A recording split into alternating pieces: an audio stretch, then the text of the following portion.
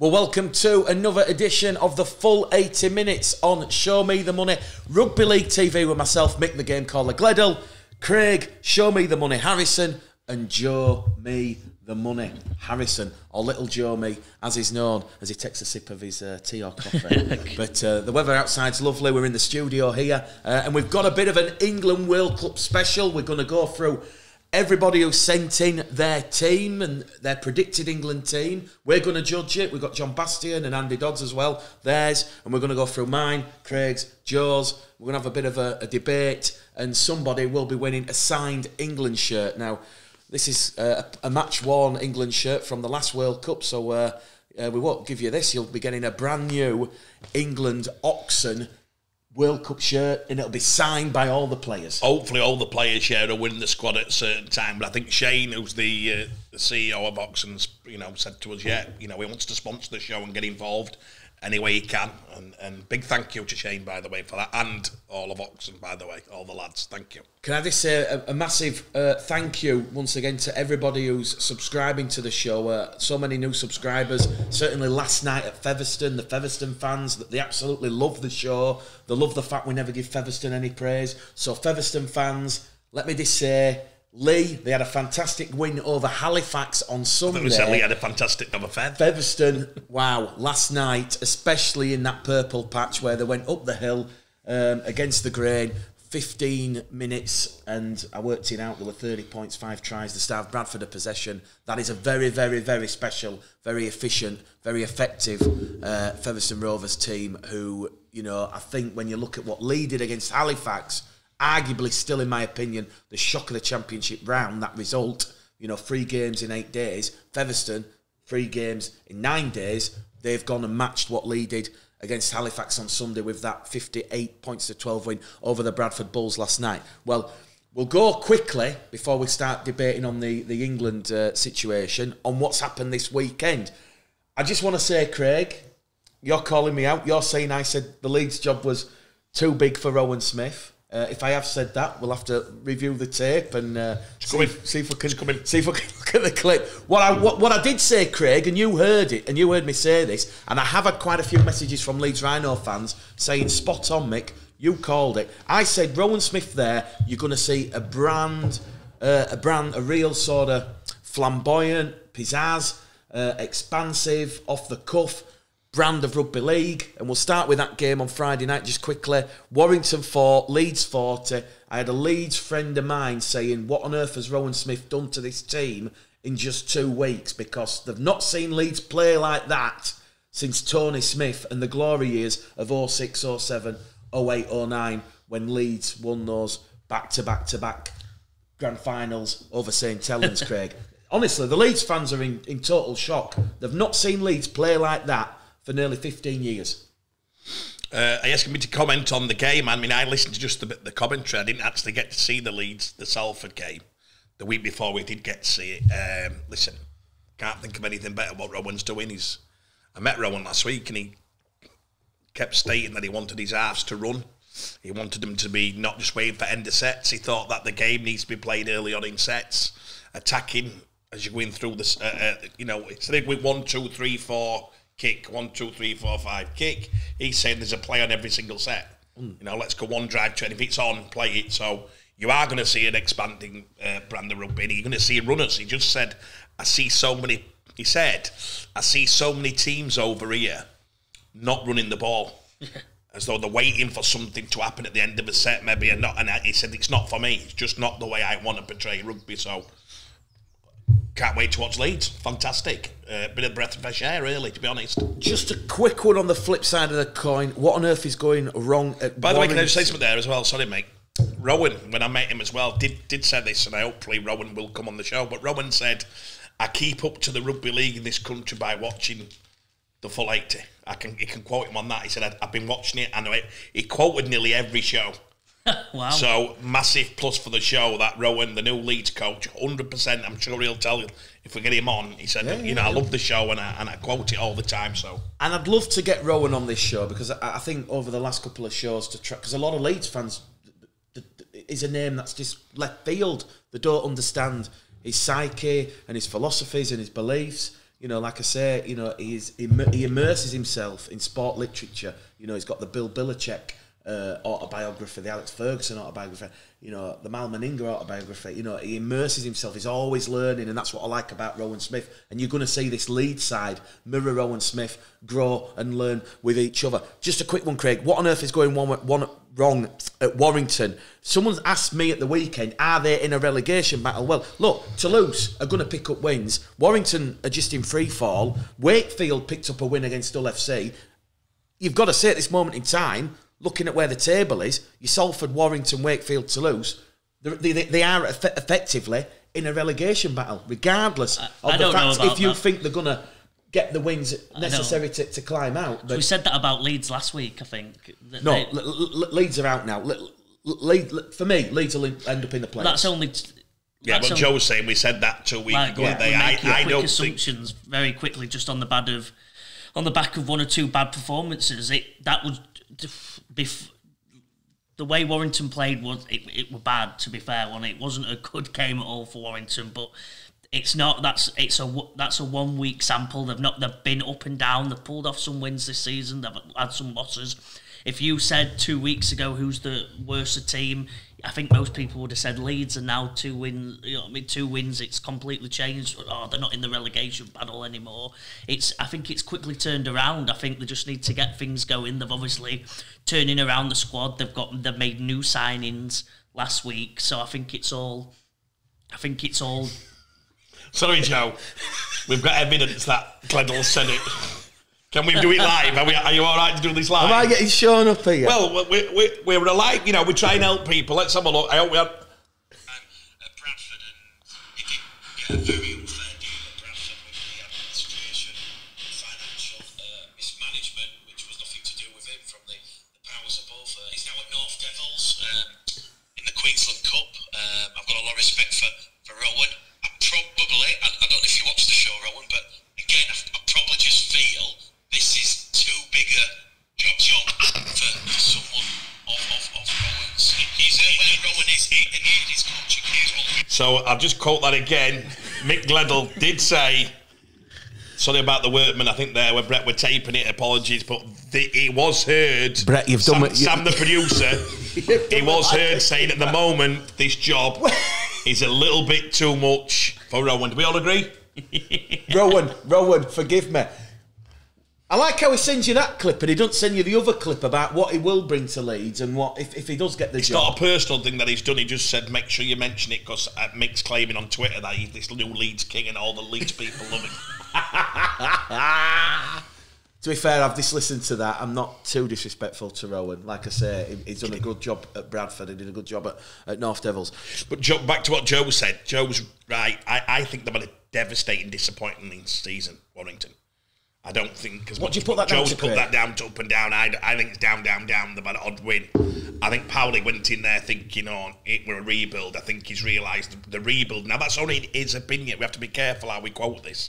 Powley's gone in and a big rebuild. Warrington might not have thought they needed rebuilding that much. So you've probably got a clash of Powley coming in and saying, I want to play this brand of rugby. I want my players to be thinking about rugby non-stop. And them lads at Warrington probably looking at Powley thinking, well, I don't think we've done that bad. We've been top 4 for the last 5 years. We've won Challenge Cup here. So they're thinking how well they've done. Powley's trying to say, well, how about we play this way, the way Cass played in 17? I want to play this. They might say, well, we beat Cass over numerous years. We've always finished above Cass apart from 2 years. I think that's that. Once they get to an even keel of the players realising Powley's only going to try and improve them and can improve them, without a doubt he can improve them players. And Warrington lads accept that. And Powley might have to take off the gas a little bit with them. He might have to, as a coach. Him and Shez are very intense people. They might have to take the foot off the gas and just say, guys, you have done a good job before. You're not bad players. Some of you are world class, and they improved it over 5 or 6 years. I think they probably need to find, you'll see it in most people and relationships, you need to find that middle ground. Once you get the middle ground, it'll be okay. There's going to be some more pain to come before they find that middle ground. That was that game, Craig.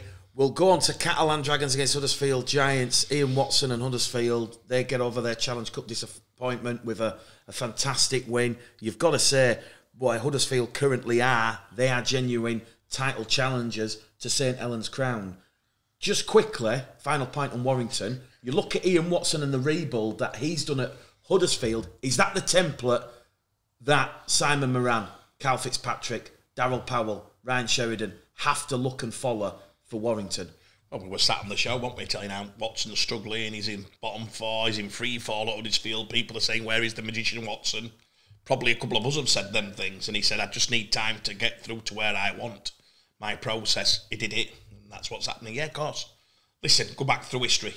Did anybody watch the documentary on Alex Ferguson? Yes. Which has been on before, but on last week on Channel 4, everyone were on about it. Ferguson was one match from being sacked. Correct. It wasn't for Lee. I think at the FA Cup, well, Lee, the left back, Lee. Oh God, I met him they were in the final against Crystal Palace, weren't they? Yeah, Lee so and ran on in the replay and scored. The other big pivotal moment was Mark Robbins scoring the goal, I think, against Norwich, whatever that pulled. He said I was sacked, but he'd gone in to try and change everything and change the culture. He got nearly 4 years.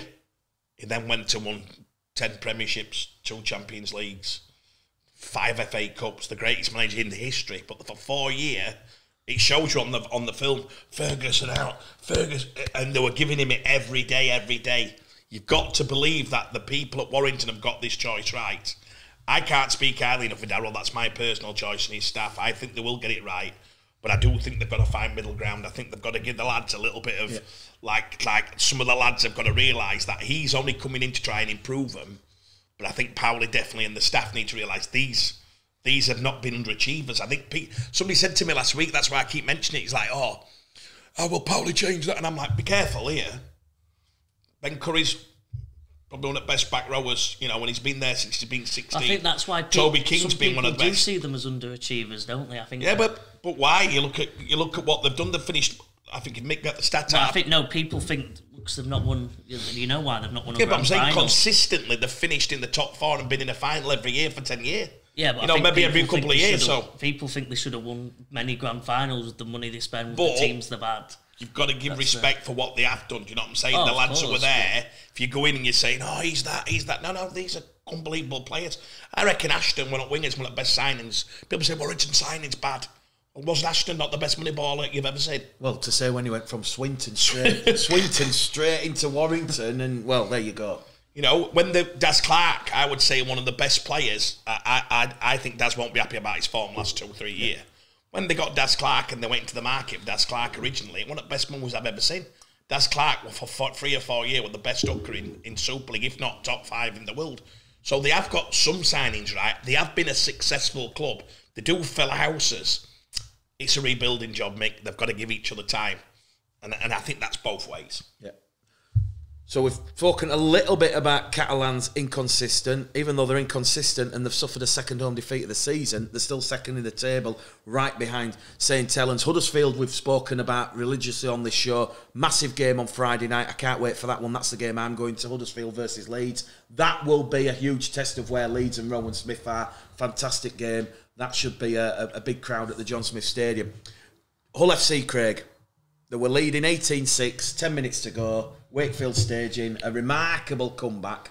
I'm pleased for Michael Carter. I'm pleased for Willie Poaching because Wakefield have arrested their slump, and that Jacob Miller field goal from 40 however many metres out, wow, that was like a heat-seeking missile. Hull FC, quickly, Craig, very inconsistent. I'm not seeing Hull FC as title challengers. Based on what I'm seeing with the hot and cold nature. Go on, Joe, you were going. Yeah, I never thought I never had them as title challengers, to be honest. I didn't think they were in that conversation. I think they're in the conversation of. I think they would have been in the conversation for a Challenge Cup because in any one-off game they've got the talents and got the. If they don't have injuries, they probably do have one of the best teams in the league. But then chuck in a couple of injuries, I don't think they might have the squad depth that like a Wigan and a Saints have. So I think it'd be tough for them to be in that title conversation with the Catalans. Catalans young, they've got a load of injuries, but their young players have come through and really shown themselves to be future superstars. Some of them, haven't they? So I think I don't think they were in that conversation, to be honest with you, Mick. A lot of speculation, Craig. Hull FC. There's going to be a lot of changes. What are you hearing on that? I'm quite close to Hull FC. Is there going to be wholesale changes? I don't think so. I think they'll go with youth. I think that's what they should have done many years ago. I quoted this to James. Similar to the Hull KR model? Probably younger. I think they've got the better, historically, I'd say at the moment, they've not been beat, I don't believe, in the 18s this year. That's correct, yes. They've got Even lot though of young we've got players. quite a lot. We love the Hull KR lads, so favouritism. But and Shenton, Michael Shenton and the staff doing a great job, Gaz Ellis, whatever it is. I think if they dare tell the fans whose high expectancy is so high, I know what I'd do. And I said this to James yesterday, he's been building there. James Rule? James Rule, yes. Yes. James gets a lot of stick, no doubt. And at a club like Hull, they're going to hang it on somebody, a bit like Fitz is getting now. Warrington Hull are very similar, both seen as underachievers, even though you look and thinking Hull have got brand new academy, got this, that. They're trying to put things together to build this club. I would go with it. I said to him yesterday, it's time to go. Get to the fans, say, listen, we've got 9 or 10 kids here we believe could play here for the next 10, 12 years. We need to put some experience around them, but you know what? Let's go through a bit of pain. We might lose 1,000 fans. If they lose, if that's how fickle they are, because they don't want to see Hull finally. Hull have got to break the back of just putting pigeonholes in players. Unfortunately, they have. There's no doubt. And they've got to go and say, you know what? Let's pick 5 or 6 older ones who've got great culture and let's bring these kids through because I keep saying this and I say it again and again and again. Lest the kids get the chance, Mick, to get 5, 10 games this year, 10, 20 games next year, you will then have a player. I'll pick a player out for you. We might talk about it in a minute. Joe's just mentioned earlier on. Oliver Wilson is a prime example of what needs to happen in this game. Oliver Wilson, massive reputation, come from nowhere. You know it better than anybody. Yeah. Came from nowhere, tier 3 amateur, gets at Bradford, suddenly he's in the England Academy, suddenly he's in the first team, didn't play regular in the first team, suddenly transferred on the record fee for props in Stuart Field. Correct. He goes to Huddersfield and they're like, wow, where's the super kid? He goes in, plays one of his opening games against Salford when the commentator said 2 polar bears, I think it were him and Matty English, and he had a great game. He then, to his own accord, struggled for probably 15 months, either with the coach, with the opportunity, or his fitness levels, or how fast it was. And he said to me, oh my God, it's so different. So he's gone through this process of nearly 18 months, and I can tell you some private phone calls me and Ollie had, and he watches the show. You know, Ollie's doubted his sin a little bit. He's gone, hey, you know, and he's looking at the... Oliver Wilson now is playing the best rugby of his life. He's buzzing. He can't wait to get on that pitch. He said he understands everything now. He understands his D. He don't get tired in D anymore because he's been through the process. He's in his 45th game. Oliver Wilson will play for England in the next 18 months. There's when you can call me on. And because he's improving, every time him and Owen Trout are very similar. Both got opportunities, both improving week by week. Trouty probably found it easier at first than Oliver to actually at that age to go in. But how do Hull start that process, lads? How do Hull start that process? Because if they don't start it now and get Davy Litton, who's just don't phone, get them lads 10 games this year or 5. Because if they don't, they have to start it next year. Then they're another year behind. Do you get me? Do you think it's about a 2.5 year process to get a player from 18s reserves to be a regular first team player? Maybe 3 years, maybe 40 games minimum. How do you get them games if you've just front loaded your squad and there's no opportunity? So please, Hull fans, I'm telling you now, make the biggest call of your life, Adam Pearson, James, stand in front of them and say, this is what we're going to do. We're not just bringing it, we're going to go for it. And pick 4 or 5 players out who've got good culture. You know, I call them the Ben Jones Bishop. I know we use Bishop a lot on this show, but Bishop's just got a lovely culture. Till he's 38, I think he'll turn up. Never, you know, get them people around them younguns in areas and go for it. Because Ferguson's film last week should show you everything. He said, I've looked round and I've got all these players here, but I've got 4 or 5 he called them big times. Paul Ince, big time Charlie, he famously called him. He got rid of Mike Hughes. He got rid of Konchelskis. He got rid of Paul Ince, the England captain at that time. Paul Scholes. Who were they? David Beckham, Ryan Giggs, Nicky Butt, Phil Neville. Everyone. He said the pressure, what he did, were unbelievable. What happened? The rest, my friend, is history. Well, there you go. If you're a Hull FC fan, let us know in the comments. Are you excited by what Craig has said, what may be happening at Hull FC? Because, like you say, the Hull Academy players, a lot of them 16, 17, they come to Odsal in the pre-season. Yes, they lost by 42 points to 18, but, you know, I see a team there. If they can be nurtured, and like you say, a couple of experienced pivots in those spine positions, those young kids, that could be it for Hull FC. It could be a real explosion. The secret with Ferguson's, again, I'm sorry for quoting it, I think they got 2 million views last week, whatever it was. The chairman were in on it. So it's not Ferguson saying that. Ferguson's gone to him and said, listen, you better have my back here, kid. And if Brett Hodgson goes to him and says, I wanted to do this, but you still go public with me and stand up and tell them that you're going to stick with me, you watch what happen. Yeah. But usually what happens is the chairman and the CEOs go like that. And there's Brett. Yeah. And they go like that. And he's got this big plan, and all of a sudden they go, if this goes right, it's our idea. If this goes wrong, it was your idea. Get your P45. So I'd say all the club have got to do it together. Hull, Kingston Rovers return to winning ways. A double over Salford. This one was quite emphatic on Sunday afternoon. 43 points to 16. Ryan Hall with a brace of tries. I think he's down in a couple of the England fans' Ethan teams. Ryan. Did Ethan Ryan get 2? Ethan Ryan, yeah. One of them looked spectacular. Yeah. Well, listen, look. Anyone who's watched this show knows I have spoke very highly of Ethan Ryan. And I think the day may come. Brett's just text again. I think the day may come, Craig, where Ethan might have a decision to make, because he's currently an Ireland international, and I think that would be a very proud moment for Ethan Ryan if he had to switch from Ireland to England. Listen, don't rule it out. He's still very young, very raw.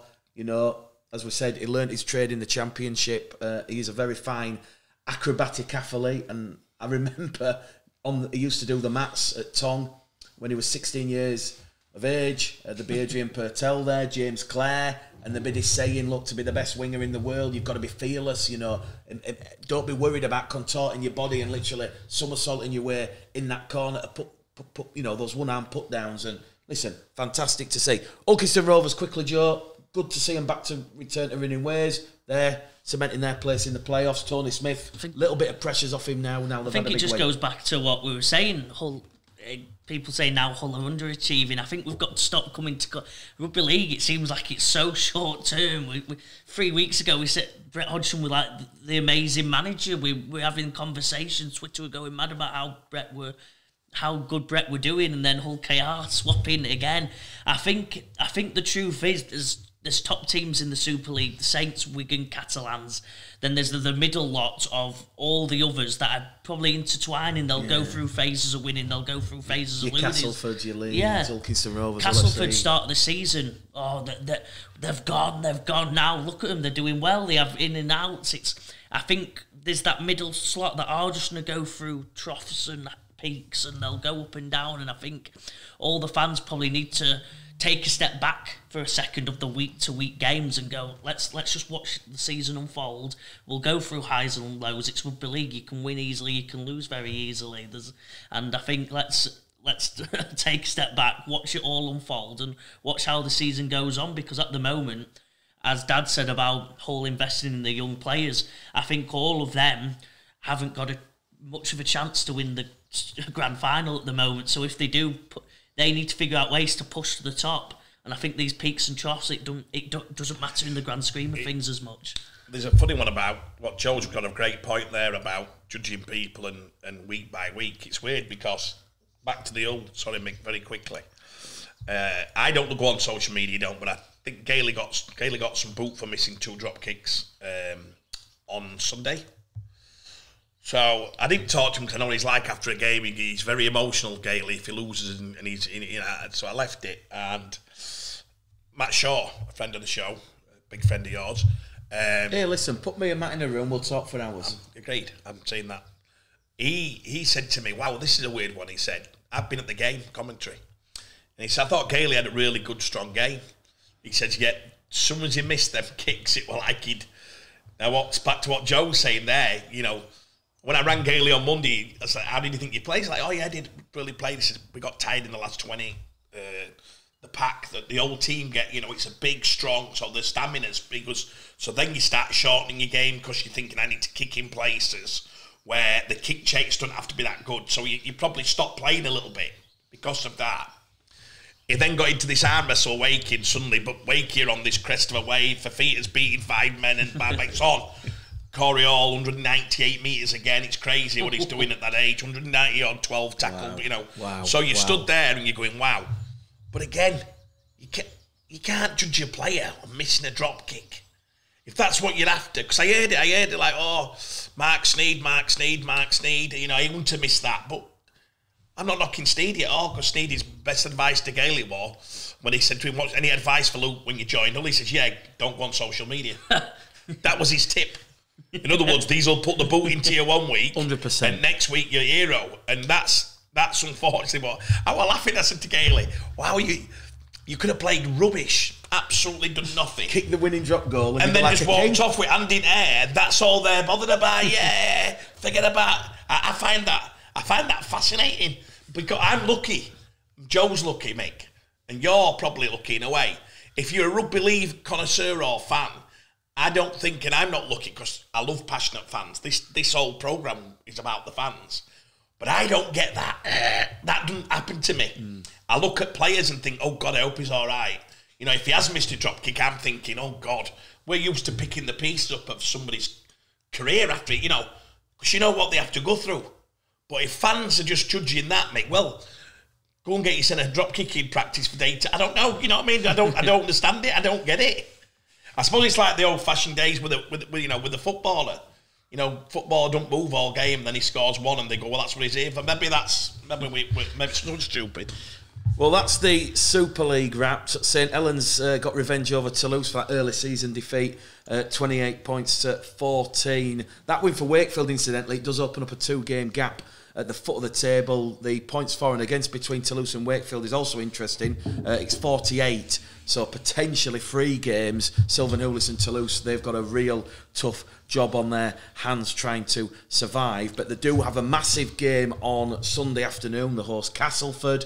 I know Sylvan will be looking to tick that off as a must-win game in terms of their hopes and aspirations of surviving. And another game, which is very close to call on Sunday afternoon, is Wakefield hosting Warrington, because Wakefield, buoyed by that win over Hull FC, Warrington down in the dumps. Listen, 2 fantastic games. You look at Huddersfield versus Leeds on Friday, the Super League's... I'm going to try and get some of these at this weekend, so Joe will try and book. Yeah.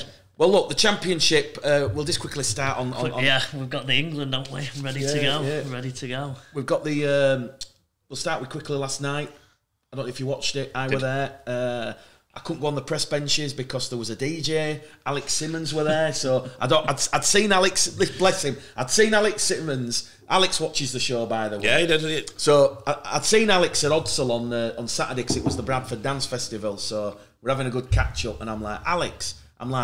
They've kicked me off. Martin Vickers, I says, there's no room for you, no room at in on press bench, because Alex is there with all his DJ gear. So I'm like, where am I commentating from? Oh, go do it with fans. So let's just say, those fans that were stood around me, we had a little bit of banter last night in that stand, especially when all them Featherstone tries were going in. Yes, I got some stick, let me tell you. But I just want to say credit to the Bulls medical staff, the Featherstone medical staff. A fan had a heart attack on the terraces behind the sticks. The game was delayed for 40 minutes. Very distressing scenes to see the St John's ambulance crew. Did that happen last week as well, Mick, on the Premier? Having to do CPR, very distressing scenes. I'm led to believe the person is stable in hospital. But it was the quick thinking of the stewards, the fans who cleared the area. No one likes to see it. We did it. Remember last time we went to Odsall? We went to Odsall, and this elderly lady come up the stairs. I think she had Embassy Regal on the side, but she got up about 80 stairs, Mick, and when she got to the top, I was ready to jump in. She would win. And I thought, my God, I'm sure it happened last week as well. I'm sure they stopped the... Was it 2 weeks ago? No, it was because of... Yeah, it was a couple of weeks ago. Last week it was because the player had to get taken to hospital. Yeah, but before that, there was something else in the crowd. Yeah. They got worried at Castleford. They got worried. They said, "Oh, this has happened." Yeah, they stopped it for like 10 minutes. But you're seeing it now, and even in Premier League football. I remember a game between delayed, Newcastle United and Man City. That was. Do you think it's the 15 minutes. excitements of the game and things like they're getting that engrossed in the game that it's causing a? My honest opinion is. I mean, the lady we saw, because she must. How many stairs did she climb, Joe? Well, we know Oddsall's a ball, so Honestly, you descend or ascend Oddsall.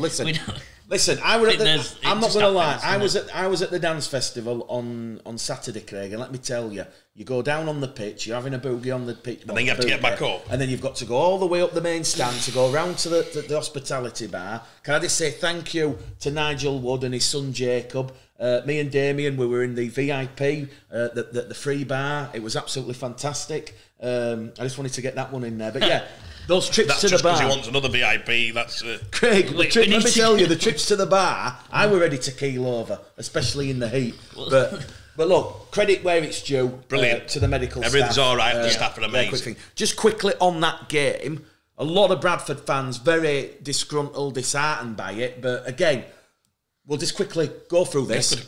Bradford, 350k. That's what they're spending. Featherstone Rovers, 1.1, 1.2. That just goes into what I'm saying again, doesn't it? But Joe, what do you expect against playing Featherstone? It's just Bradford are hybrid. They have a small number of full-time players. This is me not trying to sugarcoat what happened last night, but any Bradford fan who seriously thought Bradford would go there and win, I'm sorry. Look, I'm not saying the writing was on the wall. For 15 minutes, it was 0-0. Bradford did compete. They had a try to AJ Wallace disallowed for a forward pass. I've not seen the game back yet, so I can't comment on the validity of whether or not the officials have got it right, but we've got to give the officials the benefit of doubt. Bradford could have been 6-0 up inside 10 minutes. They started really well. They were going down the slope. What I saw from Featherstone, though, they just outfused them, outmuscled them, and outfought them. And let me tell you now, Manny Wilde, Craig... Is he team show me? Yeah, listen, the way he controlled that ruck, the running out of double half. Said it a month ago, that. Scary. Manny Wilde, listen, scary. If he takes Featherstone to Super League, he deserves that, this Manny Wilde. Did it for Lee as well, saying they thought good of him. Listen, he is one of the most underrated players in that championship. I know you can talk about... I told a young player, Mick, about a month ago, if he wants to learn his hooker game, I said, go and have a look at this, what Matt Wilde. He's feeding everybody. Unbelievable. Unbelievable. That's ultimately what killed Bradford in that game. People talk about fitness. Oh, Bradford, they're not fit. The part-time players, and I can't stress this enough, and this will be the same for other part-time clubs like Halifax. They've gone to a full-time team like Lee on Sunday. That is their second game in 4 days. And look what's happened there. It's been a blowout. Halifax probably didn't give a true representation of themselves by getting pumped by 36. What happened last night with Bradford, plain and simply, they ran out of gas, and the fact that they were doubling up inside 4 days, it ultimately told on the scoreboard, because Featherstone, I think it was nearly 11 minutes when they scored 4 tries, bang, bang, bang, and they scored 30 points in 15 minutes. Bradford was starved of the ball, and when you're part-time, that's constantly taking energy, it's taking that momentum out of you. Listen, Thomas Doyle I thought were great. Quickly... he's a shining light. I thought both hookers were great. I loved Morgan's try at the end. I thought that was fantastic. His defence and his structure. But without being, there is a few other way issues. I think we've said this 3 years ago. I'm for it off John Kay, didn't we, 2 years ago? But if you looked at the way, I don't know how many Featherstone players are part time. Few, isn't there? There's quite a few. I think there's quite a few, and I think some of the Bradford lads, less tights are top. The tops are tight, Mick. They do look a bit over, in my opinion, but I agree completely. The structure of Mark Dunning having to play with on that budget to compete after 3 days of rugby, 3 games in 10 days, it's impossible. So it's an impossible task. But I do think some of the fitter teams will start to get there, whether you're part-time or not, Mick. I think if you're a part-time professional, correct. Which means you've got to be professional in what your diet is, in what your fitness levels are. You can't blag that. You can't. Now, if you're mobile and big, so he's basically the best mobile big player who looks a bit overweight, but he's Jack Bussey. Correct. You get the same comments. Bloody Ollie looks his best player on pitch every time he plays. It was fantastic. But he looks as fit as anything I've ever seen. Jack Bussey was fantastic. There's no judgment on people saying he's overweight. The thing is, I'm sure I always used to watch Greg Bird when he came to our comp, your Gallants, people, that's not a thing. But fitness levels, Mick, is massive in the modern day. And I think you're still, if you're a semi-professional, you're certainly professional. It means you've still got to get yourself into a shape, absolutely. If I said to you honestly, you watch Bradford more than anybody, do you think they can improve the fitness at Bradford, yes or no? What would be straight answer? 110% yes. And that is not, that is constructive criticism. Of course. And that's the same for a number of clubs, of of course. clubs. Just a quick one on Halifax, what I'm hearing, and I need to be careful what I say here now. Titus Gwaze, he's out of contract. A number of their big name players are out of contract. Obviously, Halifax doing well. It's going to be interesting to see what happens at the Shea. I've spoken to my Halifax sources, and there is players. Be interested to see what happens here. I don't think they'll be. I think they'll go again. I think Crowdy's absolutely positive at all times. Yeah. Never seen him say a negative No, thing. but what I'm saying, Me Craig, and Matt said actually the other day, if they lost a few players, like, we're going to build for next year. Yeah, no, I agree. This is not doom and gloom on Halifax. I'm just saying the way Titus Gwaze has been playing and some of the other Joe Keyes, the Super League clubs are looking. That's what I'm saying. But you can't help that. That's brilliant, isn't it? Ultimately, because of Halifax's success. Let me tell you. Featherstone will lose more.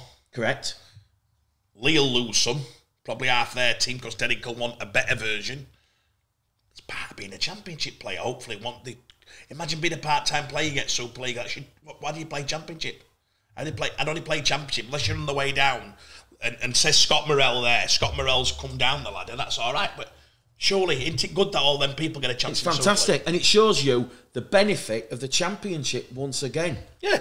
And when the 210s come in, or the 212s, listen, we're in for an exciting time. You probably got an harder job keeping Thomas Doyle than that. I think Thomas Doyle, as they said last night on Craig, I do this show independently, so don't say you. Bradford. Yeah, I'd say Thomas Doyle. That'd be an hard job to make sure you keep him, because everyone seemed, he did well. The lad, where it's due, the lad did very well last night. Yeah. On Sunday, Barrow back to winning ways. Big win over Widnes. Just a quick one on Widnes. I was there on Thursday. I think Widnes are in a real mess. They've announced John Keir. John Keir doesn't start till July. Ryan O'Brien's going to continue for the next month or so. Are Widnes in any danger of going down? They're on 10 points. I don't think they're going to be dragged into that Dewsbury, Whitehaven, London, Workington relegation battle. Ultimately, it will be 2 of those 4 clubs that go down. I don't think Newcastle are going to be dragged into it, even though Newcastle are on a real slump at this moment in time. And I know a lot of Newcastle Thunder fans watch this show. Like I say, maybe the recruitment this year hasn't been what it was expected. Keep the faith, Seymour, he'll pump in again next year, and hopefully, there's a more successful season coming on. But just quickly on Widnes, listen, they're in the rebuilding job there, Craig. I was there on Thursday. I'm not naming names out of naming sake, but I'm looking at your Matty Smiths, your Danny Cravens. I'm looking at your Steve Tyrers. They've got a very sort of old, experienced side. But they produce more players, what people have took than any. I agree. The Widnes area, Lewis Dodds, they're all from that area. I agree. And the most criminal decision of self-sabotage and self-suicide that Widnes did was getting rid of that academy, because those young players now, as you know, Craig, Andy Dodds, who watched the show, will testify. Lewis Dodd could have been at Widnes playing 15, for Widnes. They're all now going to St Helens and Warrington and Wigan. Well, here's one. I'll drop one in for you, and here's a challenge quickly, because we're definitely going to have to. It's all right. We do this. We've done this for years. Me and Mick start on something, and then we script on. We're the kings of it, but that's what the show likes. But this is what they like. They do like it when they go off. There's no scripts. There's no scripts. None of us know what we're going to talk about. Because here's one for you. Because we love rugby league. John Bastian said to me at the weekend that he went to a brilliant game of under-16s with Lee Miners Welfare v a Manchester team. And he said the quality was very high. And I said to him, well, Lee Miners Welfare is in Lee. He goes, yeah. Yes. Said probably as good as high standard of the 16s. I said, where are all them going? And he mentioned about 6 scholarships in North League. And I've said this before. We love Derek, we love the Lee, what will they be remembered for? And am I mad here? Why don't they just set an 18s up and take all them? Would all them Lee minus kids go and play for their own town club, and they go play under 18s, and then there's a process into the first team that then starts this club and legacy? If you've got 9 or 10 lads in a 16s that are going to get scholarship at other clubs, and it was in your hometown, well, how would you feel? I get you, yeah. I think that's Suppose you went in at Bradford. Listen, it's a homegrown drain. It's happening at Widnes. Clearly, it's happening at Lee. Yeah, that's what I'm saying. Salford as well, Manchester, Greater Manchester. Yeah, I think they. It's just not the Lee brand at the moment, is it? But he's right. Widnes, you mentioned it all. It's funny how these clubs, they produce. Imagine 10 kids from your Lee Miners Welfare under 16s, which is about 2 miles from their stadium, all go to Saints, Wigan, everywhere around country. They don't stay there. I get you, yeah. It's just is what it is at the moment, isn't it? They're it's Blake Ferguson or a bunch of young kids, and they've chose Blake Ferguson. Sadly, whatever. There you go. End the you story.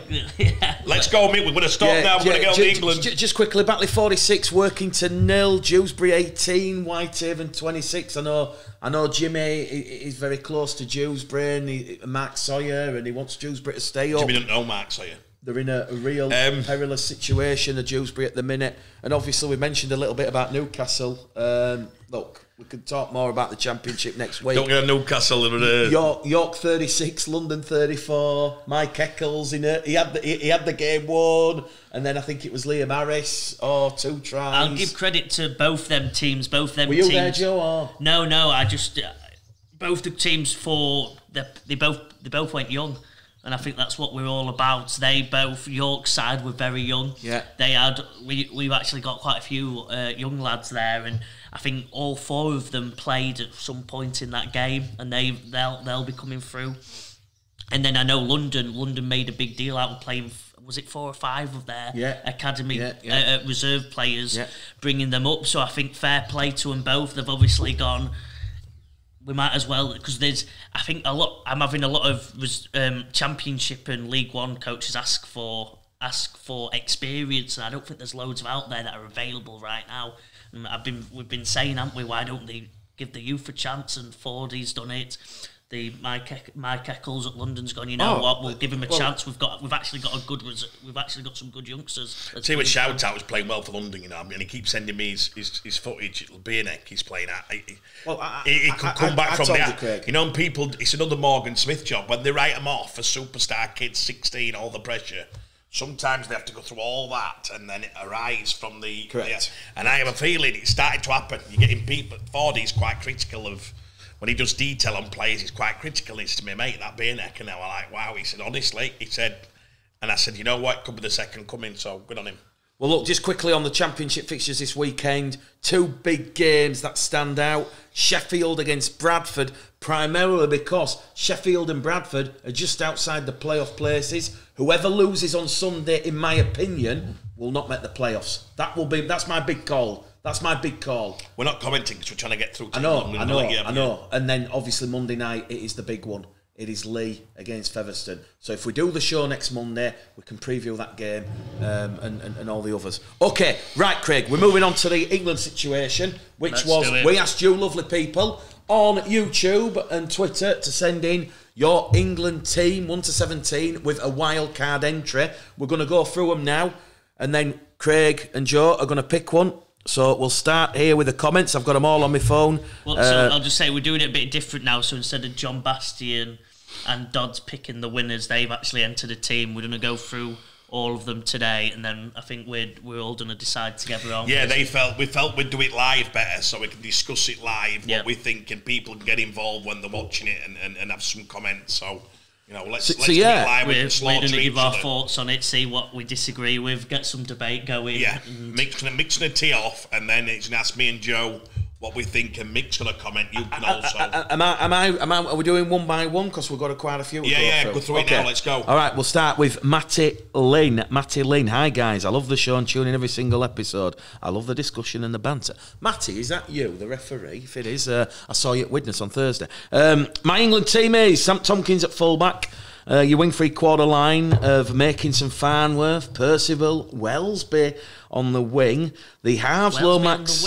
The halves are Lomax and Williams. Your forwards, Walmsley, Roby Thompson, Bateman, Farrell, your back row forwards, loose forward, Knowles, and on the bench, Connor, Lee, Zaledski and Clark. Wildcard pick, Innes Senior, a different style of winger, makes big meters, and perfect to deal with high bombs and high attacking kicks that might come from the Aussies, which would be our trick up our sleeves, hopefully, to win the World Cup and beat the Aussies. So, Matty Lynn, there you go. So, Craig...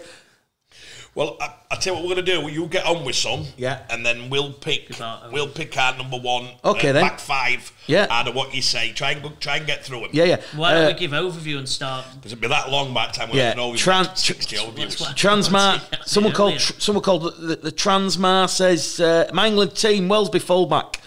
Wing three quarter line of Young, Farnworth, Percival, Makinson, Lomax and Hastings in the halves, Zaledski, McShane, Walmsley the forwards, the back rowers, Bateman, Whitehead, Morgan Smithies at loose forward, no Morgan Knowles. On the bench, Clark, Burgess, Tompkins and Sutton, and the wildcard pick, Mary Aston. Not a bad wild. Joseph Preston says Wellesby at fullback, wing three quarter line, Dom Young, Harry Newman, Herbie Farnworth and Joe Burgess. He's actually put the height of the players in here, so he's basically saying Wellesby at 6'2", Dom Young at 6'7", Harry Newman at 6, Farnworth at 6'3". The halves obviously are Lomax and Smith, forwards Tom Burgess, Darryl Clark, Alex Walmsley, John Bateman, Morgan Gannon. And Morgan Smith is at loose forward. And on the bench, interchange bench, Will Price, Luke Thompson, Matty Lees and Cruz Leeman. Connor Wrench, the minute the left field. This is not against Connor and Will. They've got to do more in Super League to get a World Cup squad. Just on that one, that's mad, you know what I mean? That's ridiculous, to be honest. Daniel Heyman says, my England team... Guys, love the show, by the way. Wellesby at fullback, wing three quarter line, Makinson, Farnworth. So not Percival and Makinson. He's gone the opposite way. Percival's partner on the inside to Tom Davis. The halves are Lomax and Williams. Your forwards, Walmsley, Clark, Burgess, Tom Burgess. And your back row forwards, very similar to mine, this. Elliot Whitehead, John Bateman and Morgan Knowles. On the interchange bench, Jake Connor, Mary Lees, Joe Batchelor, Mikolaj Ledsky. Right, we'll stop there, and then we will pick the fullback between the show, and then we can do another 3 or 4. So the fullback, based on we've all read all these, by the way. Mick's going through this, so everyone's going to mention. Joe's read a load of them. Mick has. I've got my note. I've got my little piece of paper and my pen. So this is the fullback. Let's get number 1 done, and then Mick can do another 3 or 4. So we've got Sam Tompkins. Some might play Johnny Lomax at fullback. Jack Wellesby. Yeah. Have you got any more to throw in? Well, based on what we've got on the comments and based on what we... between Tompkins, Wellesby and Jake Connor got a couple, didn't he? Jake Connor. Not on the first batch, but basically... on all of them, let's put Jake Connor down then. Yeah, ultimately, you've got Jake Connor, Wellesby, Tompkins, Lomax. A couple have got Connor there as well. Right then. Joe... Those are the 5. Those are the 5 that have come through. Joe, we're going to pick... This is the England team... for the Full 80 podcast. The person who gets the number 1 shirt in our prediction is Michael Gledel. What's your 1 and why? Jack Wellesby. 21 is he now? Look, he's been there, done that, worn the t-shirt. An amazing athlete. Not only can he play full-back, Craig, he can play all over the field, as we've seen time and time again with St Helens. Listen, I was in 2 minds writing my team down. I know we pushed for time. I said a couple of weeks ago Tompkins, but I thought about it, and I think, Sean Wayne, how he's invested in youth at Wigan and brought like your Morgan Smithies through, your Smiths, and the rest of the Ethan Hazards that have come through off that conveyor belt. Listen, I think Sean Wayne's going to go for Wellesby, and rightly so. It's not what you're thinking about Sean Wayne. No, but rightly so. I think Wellesby's done enough. He's done more than Tompkins for mine. Yeah. I've got Wellesby. I think I'm not going. I think what? He's got it then. I think you've got 2 out of 3. I think Wellesby. We're locking Wellesby. Too athletic. I think to play against the Aussies, as a few people mentioned, height. I like athleticism. The Aussies have got so much speed. They're going to chuck so much speed at us that I think we need someone fast who can cover in defence. I think defence is going to be key for England, and I think Wellesby's speed will help cover all defence. Will be left, right. He can move where Tompkins isn't as fast. Connor's amazing in attack. His defence sometimes get questioned. I'm going all out, athletic, defensive in Jack Wellesby. Well, I'll follow you guys. Wow. Athletically, I think he's there. I think he proved in the Test match under 18s level. He scared the Aussies to death. He was the man of the series. I think he's improved from then. I think as long as they get his defensive reads right, because defensively he does need a lot of improvement because he's an athlete, but he's not. I wouldn't say he's a brilliant defender. But I think his running game and his size against the Aussies in yardage with that back five is everything we're going to need. So the Show Me podcast, full 80, number 1 is... Jack Wellesby.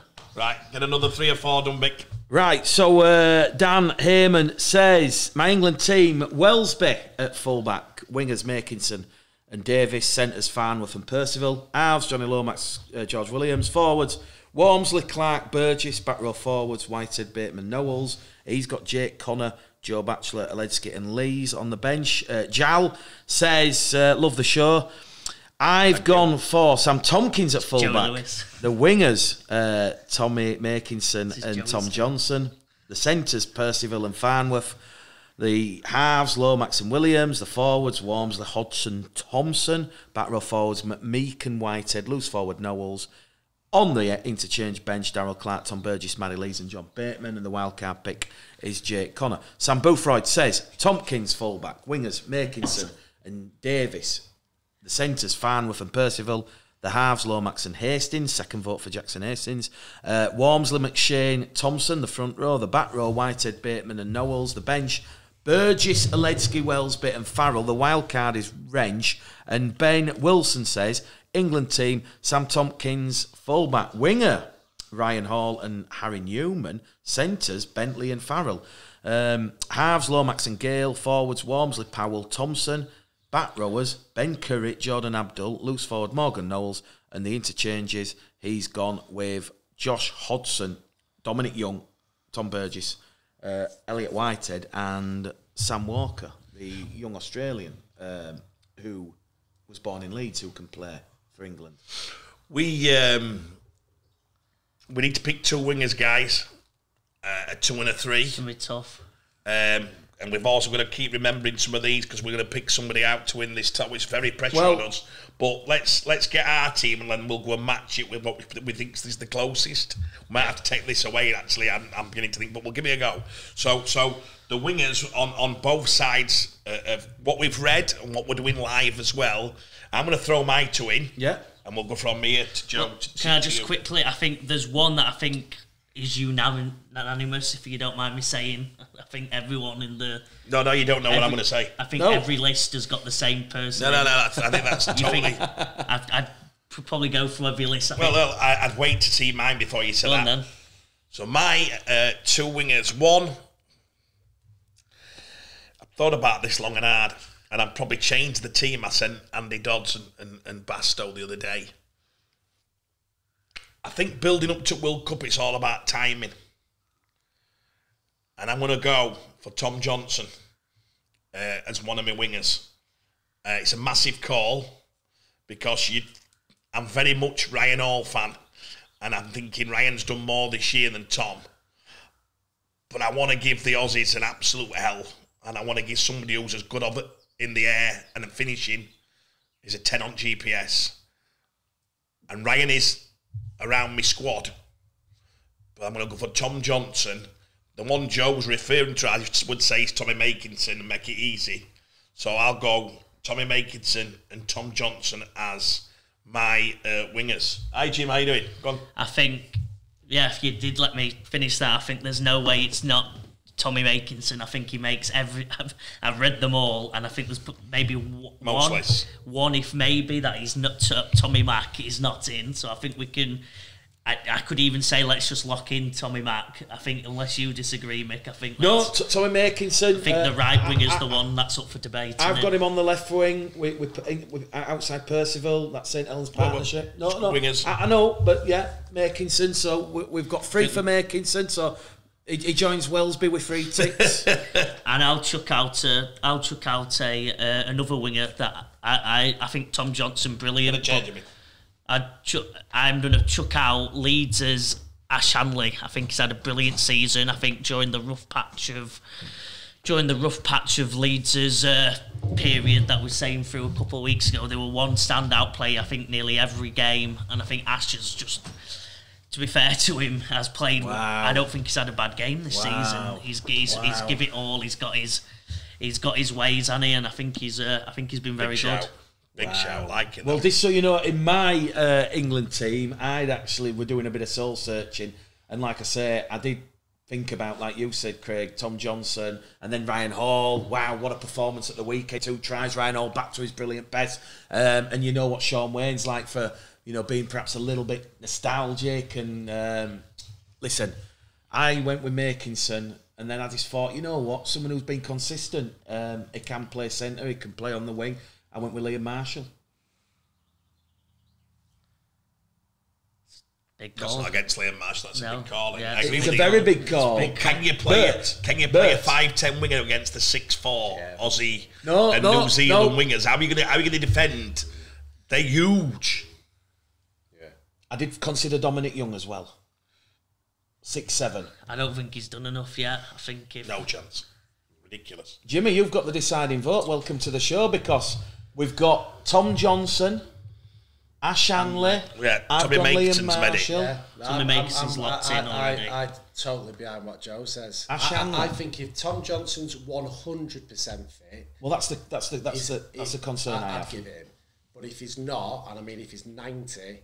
Ash deserves it, because I think Jimmy's got the dividing vote on there, so it's Tom Makinson and Ash Hanley. Tell everybody the back 3 is at the minute Jack Wellesby, Tom Makinson, and Ash Hanley. Off with your next teams, next 3 or 4 teams. I might have to squint in for these. Sam, you might have to keep writing these down so who gets the nearest out of what we guess against the nearest. We might have to do this after the show. Might be Craig Reynolds. Thank you, Craig. He's a Bradford Bulls fan, by the way. He says Wellesby, Makinson, Percival, Farnworth, Ash Hanley. Ooh. Lomax and Williams, the halves. Forwards, Thompson, McShane, Hill. Chris Hill, first time he's been mentioned. Bat rowers. Are people copying mine? Because I've gone with the old Bradford duo, Whitehead and Bateman. Loose forward, Knowles. The bench, Walmsley, Sutton, Clark and Farrell. And he reckons England will be the World Cup winners. Dan Hopwood, thank you. He says, good to have the show back. Another great show last week. My England team would be Tompkins at fullback, Tom Johnston, Harry Newman, John Bateman and Makinson, the 3 quarters. Lomax and Williams, the halves. The forwards, Aledsky, McShane, Walmsley. The back row, Joe Batchelor, Morgan Knowles and Jack Wellesby at loose forward. Again, the utility value there. And on the bench, interchange bench, Mike Cooper, Joe Burgess, Darryl Clark and Ben Curry. His wildcard pick, somebody who I was very close to including, was Kai Pearce-Paul. He is a big unit, but probably... What, Craig? Gotta get through 4 more before we're... All right, we've got to carry on. To go through. Time will tell. Time will tell, it always does. My England team. Connor, Young, Farnworth, Percival, Makinson, Truman. First one for him in the halves. Lomax. Forwards, Walmsley, McShane, Thompson. Back rowers, Curry, Bateman and Knowles. And on the interchange bench, Lees, Aledsky, Litton and Smithies. Around the team, he says, should be Wellesby, who hasn't got the nod because he's put Jake Connor at full-back. George Williams, James Bentley and Tom Burgess. No comment says this. My team would be Gareth Widdock at full-back. I'd then have a wing 3/4 line of Farnworth, Percival, Gildart and Makinson. The halves are Hastings and Lomax. The forwards, Hill, Clark, Walmsley. Back rowers, Farrell, Whitehead and Knowles. And on the bench, Watkins, McShane, Cooper and Bateman. 18th man, Joe Batchelor. It's like his... Yeah. Go on, it's like his what? I can't agree with that tier. No. One more, Mick, and then we'll pick the 2 centres. Mr. No comment, were you on the I think he's not watched rugby in the past 3 years ago. That would be the England team, the best England team. Bless you, we've no ever had, comment. but- We might send you a booby prize. Kevin Worrell, a big fan of the show. It's good to have us all back. England team is going to be Sam Tompkins, fullback, Winfrey, quarterline, Tom Johnson, Toby King, Bateman, Makinson, Arves, Lomax Williams, forwards, Hill, McShane, Walmsley, back row, Batchelor, Morgan, Knowles and Wellesby, and on the bench, Cooper, Joe Burgess, Clark and Josh Fulis as the breakout star. What a season Josh Fulis is having, by the way, at Warrington. Great. Right, we'll start from Jimmy's end then. G, what you've got your position two are we centres, you've got your 3 and your 4 guys to pick. Yeah, a few put in Herbie Farnworth in, a few going for Harry Newman. Obviously, I think Mark Percival probably picks himself. Well, don't try and persuade people to... All right. Well, I agree. I think Percival and Makinson's nailed on. Well, Exactly. it's just not do just centres, just we your just 2 do centres. No, but it's important. You know, Yeah. partnerships are important, aren't they? I think that's really synergy. important. So I'll go Percival, and then the other one is I think probably one of the hardest selections in the team. So I will just pass that one on. No, you can't bottle it, son. Come on, you're in. Come back to you. The issue I've got is this Farnworth. I haven't seen anywhere near enough of him, so I can't judge on that. And if he is the real deal, then I wouldn't want to exclude him. So that's why I feel I would be. Well, if you've not seen enough of him, who have you seen enough of to put alongside Percival? There's no sitting on the fence here, no sore bums or splinters. Splinters, I like that. If Newman's fit, I would quite like to. Yeah, Barry, do you think he's done enough yet? I think the issue is shown- I'm trying to think of a team that can handle the Aussies because, again, with respect to other teams, you could probably pick any of them to an extent. So I'm thinking of someone who has got that power, who can handle those Aussies and the athleticism, and I do think Harry ticks those boxes. I'm gonna throw my twins quite simple.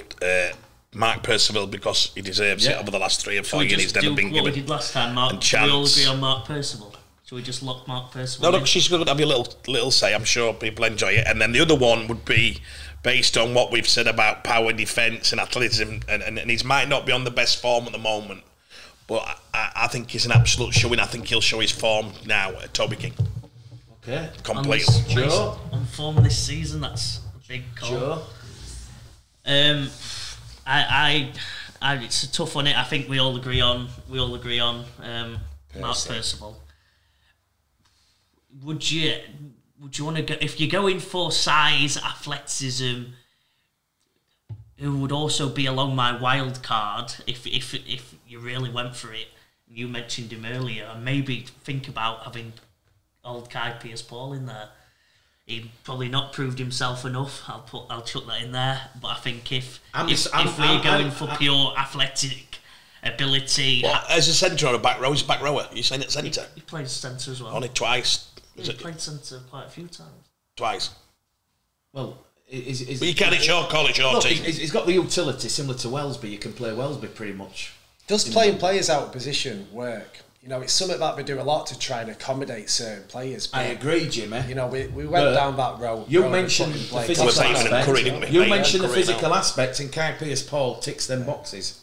I agree. Yeah, I'm not saying it's a bad call. You know Jimmy more than anybody. England v Australia. If it's the semi-finals or the final, that is going to be attritional. You know what happened in the last World Cup final at Suncorp? We were an ankle tap away from winning the thing. I just worry about your defensive position. If it's someone who only has played a handful of games, yes, physically, but I'd rather have. I wouldn't have anyone playing out of position. Put it that way. I just look at the state of origin. If I'm going off state of origin this year, that's the top of rugby league at the moment, and I'd have. It starts tomorrow. Yeah, and it starts tomorrow, and I think they play. It's pretty much a team of players out of position. That's half the teams are just the best players chucked in to get them in. Point, man. and I think you probably Kai Pearce-Paul probably maybe not that level to where you've got to chuck him in, but I do like him as he's got his offloads. He's got a good game. He's just got a good game. He's athletic and he can probably handle. Are you putting Pearce-Paul after 17 Super League games in above Toby King? on By the way, form- be careful because Toby's one of the oldest players we've got on our books. Yeah, no, I We're trying not to be biased. Craig, it's Joe's opinion. We've got to respect I it. think, No, that's what I'm asking him. but if I'm being honest, on form this season, I wouldn't have TK in at the moment. If he turns it around, form of previous season, yes, of course, Toby's been brilliant. We've got to rush you, Joe. Sorry. Putting in. God, you panicked me now. Don't let's talk you out of that. I don't think. No, there's anything I'm wrong going with it. experimental with my team, as you'll probably hear throughout the rest of my picks. So I'm going to go Kai.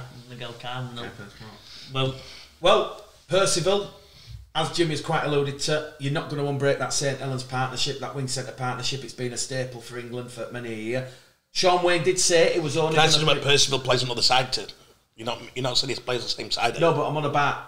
It's not a partnership. They play on separate Yeah, sides. but what I'm saying is St You know Helens. Yeah, they've played together. Yeah, that's what I'm on about. Reece Grace is Percival's winger for 3 years. They've played together This once. They've season, played together, Craig. this Yeah. season, Anyway, look. It's ridiculous. Go on. No.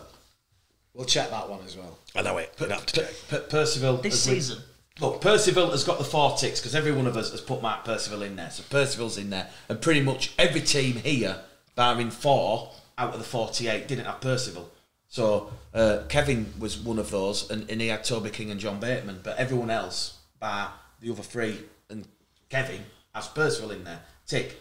Sean Wayne said he was not going to be picking these Australians like we've seen in the past with Wayne Bennett. I was in two minds. I was looking. How do you fit Jake Connor in? Because you kind of like subconsciously, he's been a staple, he's been there, he's done that. But like you say, Craig, has Jake Connor done enough this year to warrant?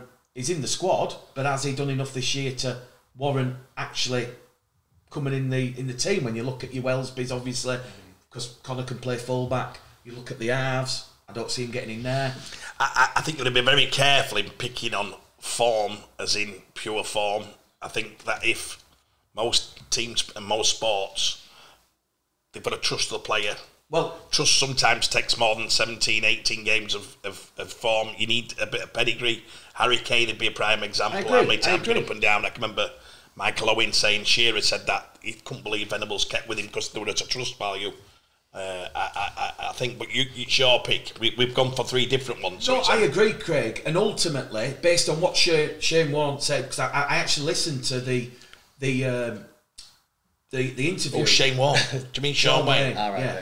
I actually listened to the interview when he actually said it. He's not going to be picking these Australians. Obviously, your Whiteds are different. Your Dom Youngs are different because they've been over here in the systems and they're over there now. So if he's not going to pick Kirby Farmworth, I'm going with Jake Connor. Mark Percival, Jake Connor. So we've Sam, got a tie. Sam, you've got to pick one here, Sam. Come on, you've Sam. got the chance. You've got Jake Connor. You've got Kai Pearce-Paul. Kai Pearce-Paul. I'm Toby King, and you are Harry Newman. If 100% fit.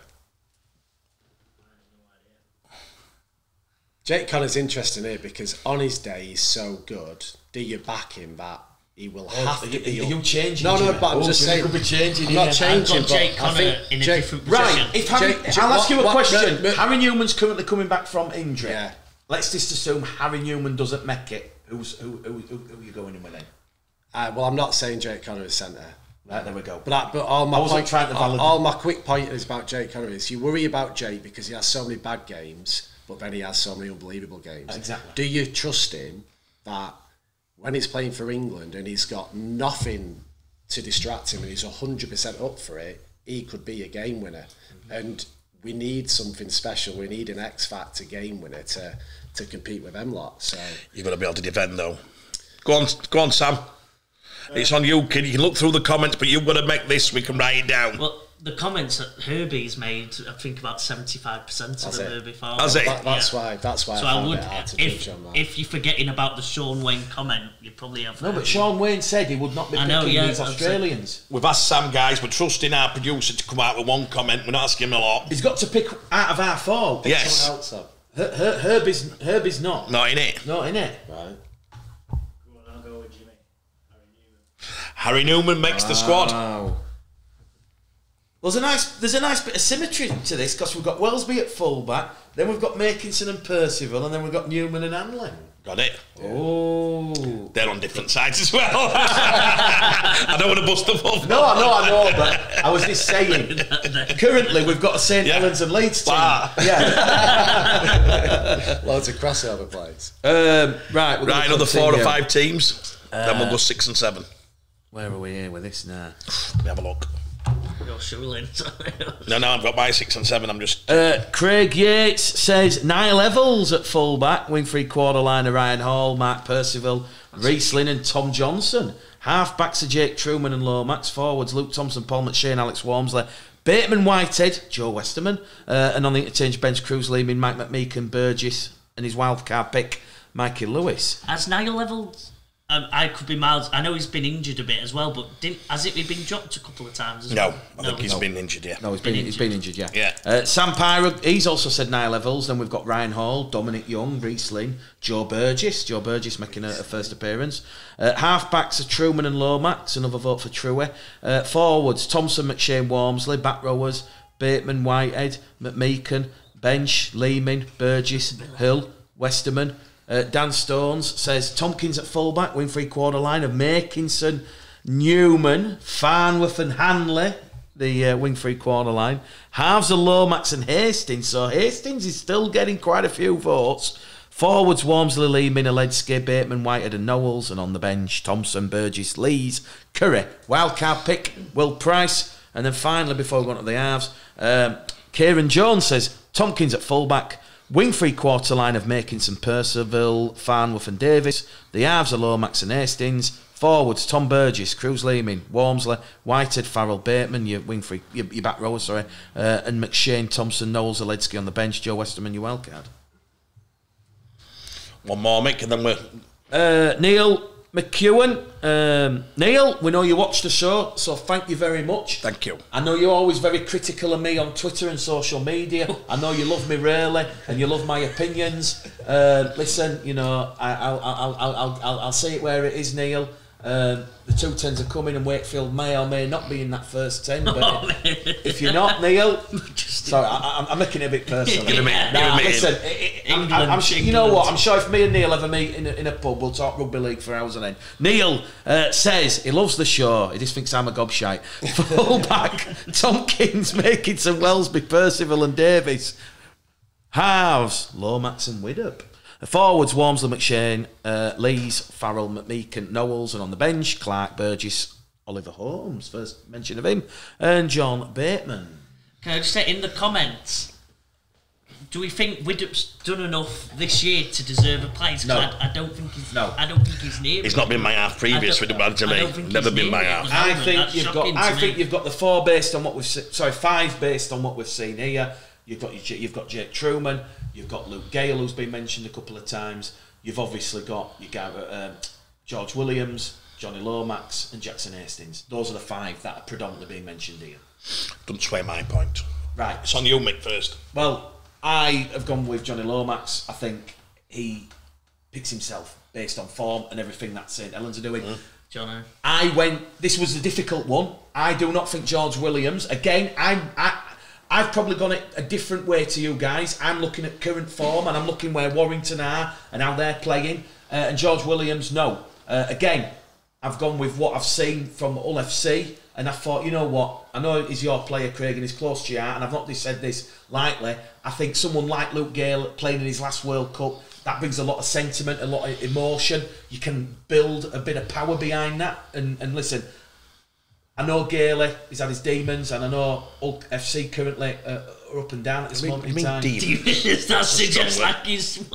What I'm saying by demons, all right, demons is probably the wrong word, is that he went to Leeds, and yes, they won the Challenge Cup. I think he would have liked to have stayed and personally progressed there and kicked on. Obviously, Leeds decided we're going in a different direction, a disastrous change of direction, if we're being brutally honest. And obviously, he's at Hull FC. Listen, look, I've gone with Lomax and Gale. This is where I get controversial. So I've obviously gone Johnny. I think Johnny picks him, as you said, Johnny picks himself. I think he's in 98% of the teams. But my other one, Gailey might kill me for this since he doesn't even... I think Gailey could be our godfather, so I'll be very careful. Yeah, I'm going to go as my other halfback. I think on form and in talent, he needs to make the team. I didn't know where else to put him, but I think he needs to be in Jake Connor at my other half. I think he's got, how many assists is it now? Is it, well, it was 16, but it might be more when I last checked. He's number one assists in the league. I think he's been playing phenomenal in attack. Defensively, in my opinion, he's a bit weak. Obviously, Greg Eden when he played against Cash, he's had his bad moments in defence, but that talent in attack, I think everyone else we've mentioned are solid, pure athletes, and I think we need a bit of pizzazz, a bit of showmanship, and I think Jake Connor could at half could light it up, get a bunch of assists, pull out passes from God knows where, and I think he's my other halfback with the steady with my steady other team around him. Well, I'll pull punches with that immediately. You've got to have a kicker. Johnny's not good enough kicker to carry Jake as a non-kicker, tactical kicker. Not a tactical kicker, but short kicker. Jake's got about. I get it. Listen, when you've got loads of time at fullback, Jake can do anything. But playing, I'm going like that, playing 15 metres further up into the line, you won't get that type of time. Johnny's got to pick himself because overall he's been the best halfback probably for the last 3 or 4 years. So, you know, I would have picked Lewis Dodds, I'll be honest. I would have Dodds in there, so we have to just. I was going to have him somewhere in there. He's in my team. I've got Mikey Lewis as me wild card. I think he could be anything, and he can play a few positions. But I've got to go for a kid along to play who's got a short kicking game, can kick long. We don't see enough of it. I think he's meant for the big stage. We haven't seen it yet, but I believe with the right people around him. And he can defend, and I need two halves who can defend. I need two halves who are not going to get spotted by the top 4 clubs. So you've got to be physical enough to defend them, and it's the maverick, which is Jake Truman. I think Truey would be, he's just ready. We're all ready for him. And Cass are struggling. Truey at times this year struggled, but his stats this year are ridiculous, some of them, in attack and in assists, and what he's doing. From a fullback. I'm on about playing half. And I think he can defend. More importantly, he can defend. Jimmy? Yeah, I'll back out. I would have had Dodsey with Lomax had he been fit. I agree, 100%. Again, what I don't know is how is Hastings playing week in, week out? He's injured currently. But he's been very good, to be fair to him. I think then he had a few games, Hastings, and then he pulled it out, and then he's been injured again. Yeah, I struggle to look past him complimenting Lomax. I think it's finding the right player to compliment Lomax, isn't it? And we've not done Hooker yet. I've not missed Hooker, have I? No. Because we're out getting ahead of ourselves. I think we've got Macca to take care of a lot of the longer kicking, and I'd have Hastings with Lomax. I think Hastings got a lot of respect for Lomax, and I think he'd basically know his role and let Johnny dictate. We've had a few Lomax Hastings. I think I counted 8 out of the 40. Yeah. Well, again, I would like to have seen more of him actually playing this year, but I'll take your word on it. If he's you're picking again, Sam. So Sam, don't forget. What's his options? Luke Gale, Jake Connor, Truey, Jake Truman, Jackson Hastings. But again, I've got Gale in my squad, but I want him. Team manager. No, I want him there. I want him there, and I think he'll play a part. He plays a big part. Craig will give you the opportunity. You can. I'm beating Gale in half an hour, so I'm going to have to explain why I ain't picked him. You can say bye, Jake. And you no. Craig, he's in my squad. No. I've got Gailey there, but I want him there in case. Well, you've got him in the squad. I've actually got him. I've got him at 7. Sorry, it's Sam anyway. I'll go with Craig on this one. Chewy. Go on, Troy, man.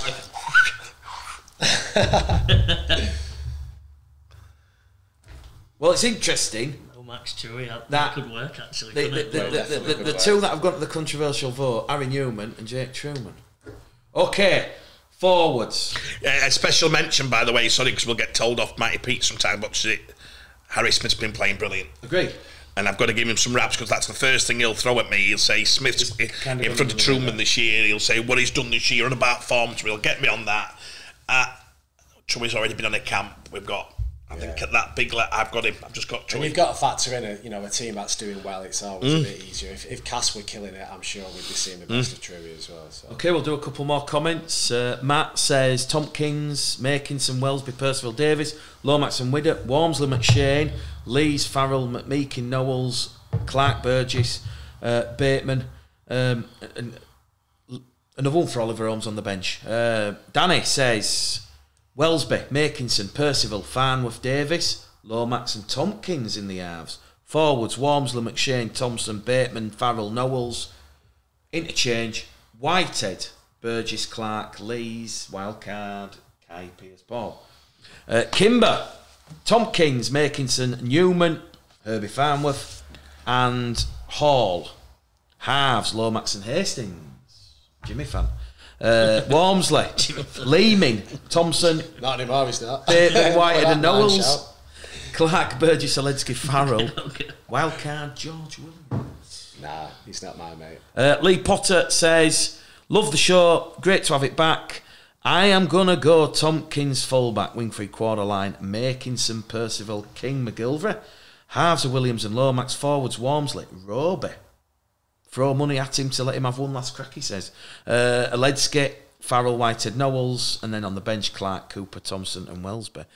Ryan Pinder says, Wellesby, Hall, Farnworth, Connor Makinson, Lomax and Hastings in the halves. He was one of the 8 who said Lomax and Hastings. Forwards are Walmsley, Clark, Oledsky. Back row forwards, Whitehead, Farrell and Bateman. And on the bench, Knowles, Thompson, Burgess and McMeekin.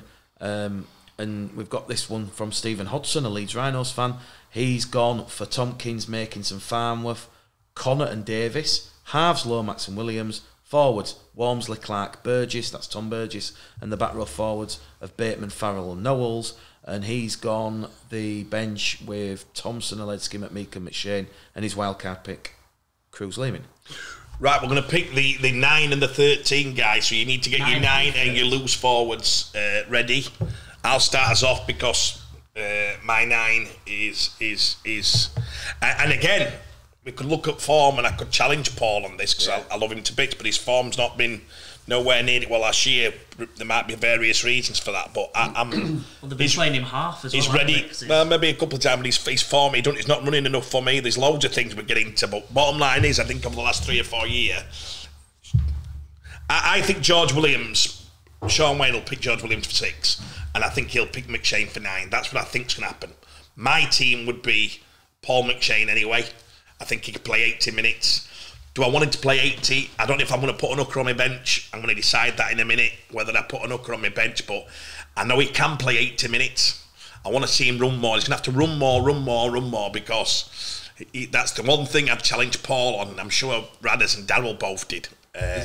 But for me, on his day, and at the perfect age, the perfect defence, he's angry. I've been saying it since we were 19. He's perfect to play against the Aussies, the Kiwis, Tonga. He's perfect. He's a big game. He's pinching the back of your legs. He's verbling. He's a bit of a grub. And can he play? It's about time to let the little genius. This will be his swan song. This could be the moment of his life. I believe it could be man at tournament. That's how much pressure I'm putting on him. That's up to Paul to do that and get his head ready. But I think it could be his moment. And my loose forward. Now I've got a funny one here, because if I'd go for who I want, I've then got to put Morgan Knowles somewhere else. I've got Morgan Knowles, but I'm a Smithies. I'm all over Smithies. I think he's the perfect loose forward for a game like this. 60 tackles, does his job, intense. As Matty Pete quoted to me at 17, he's not going to get up for some bottom games, but any top 6 game or anybody where it's on, this kid can go up 5 levels, as he proved in the Challenge Cup final. I think with 60 tackles in the Challenge Cup final. So I'm gonna put Morgan Smithies is starting as my loose forward. I've got Knowles, Summit here. So my 2. What's Summit here? A back row. I was going to put him on bench, but I can't. He's too good. Morgan. Morgan played back row for a lot.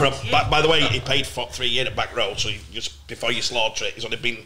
There's a lot of back row. Could you not do it other way? Could you not do Smithies? No, I don't like more. I think Morgan Knowles' twitch is a lot quicker than Smithies, so I need him, and he's played a lot more at that. So I like that, and I totally agree with Craig about Morgan Smithies in the game. Again, thinking about the Aussies and who's going to do that hard work and just be rock solid in defence. But I think, for me, Maka is nailed on, absolutely nailed on. I don't see, with respect to him, anyone close, because I don't think you can say that. Well, that's a bit harsh for the comments, though, because if you go off what the comments... Oh, yeah, it's only my opinion. Yeah, I was going to say, if we're talking about hookers, the three that are getting picked are Cruz Leeming, Darryl Clark and McShane. And I was really impressed with Cruz Leeming and what I saw at the weekend. He's the form hooker in the Super League competition. In my opinion, it's nailed on, Maka. For all the reasons Craig said, and I can't help but feel he's just saving a little bit in the tank because this is going to be his moment, and he is absolutely perfect for it. And then the other one, who, again, a nice little way of rejigging it, but Morgan Knowles, I bet he's the only one who's named in every team. Exactly, Maybe someone's put Bateman in there or something. No. Morgan Knowles. If any Aussie team could pick one player from Super League, what I'll say is there was one comment from Ryan Pinder where he's got Bateman at loose forward, but he's got Knowles on the bench. Morgan Knowles is in. He's the only player. Morgan Knowles. Sorry, I'll rephrase that. Tommy Makinson, Percival, and Knowles. They're the only three who are in every team. Really? Yeah. So no, I think they're the two most easy picks. Although I like Craig's little twist with Smithies. Well, just quickly, I went with Cruz Leeming, just based on what I've seen the last few weeks. I've gone, as I've said, I've laid my colours to the maths. I'm going on mask. I'm going on form. I'll tell you why I think Maka kills Cruz, and I think it's decision making. And as much as Cruz offers a little bit of X factor with certain parts, you need rock solidness and you need great decision making, and that's what Maka has in abundance above Cruz. I think he's got a bit more aggression. Definitely, he's got a lot. You need that. You need that. Yeah, Cruz runs more. That's where he's got him. He runs more. Yeah. Well, I Morgan Knowles, Cruz Leeming. Those were the two. But I very nearly did put McShane in. Joe, if you go McShane and Knowles, that's it done. Yeah, I'm going McShane. I think. There we go. Cruz may be on the bench to mix it up, bring a running threat if this Maka that we're seeing this season is just Maka now. I don't think it is, but obviously just judging on what we've seen a bit this season, maybe you would need a Cruz in there.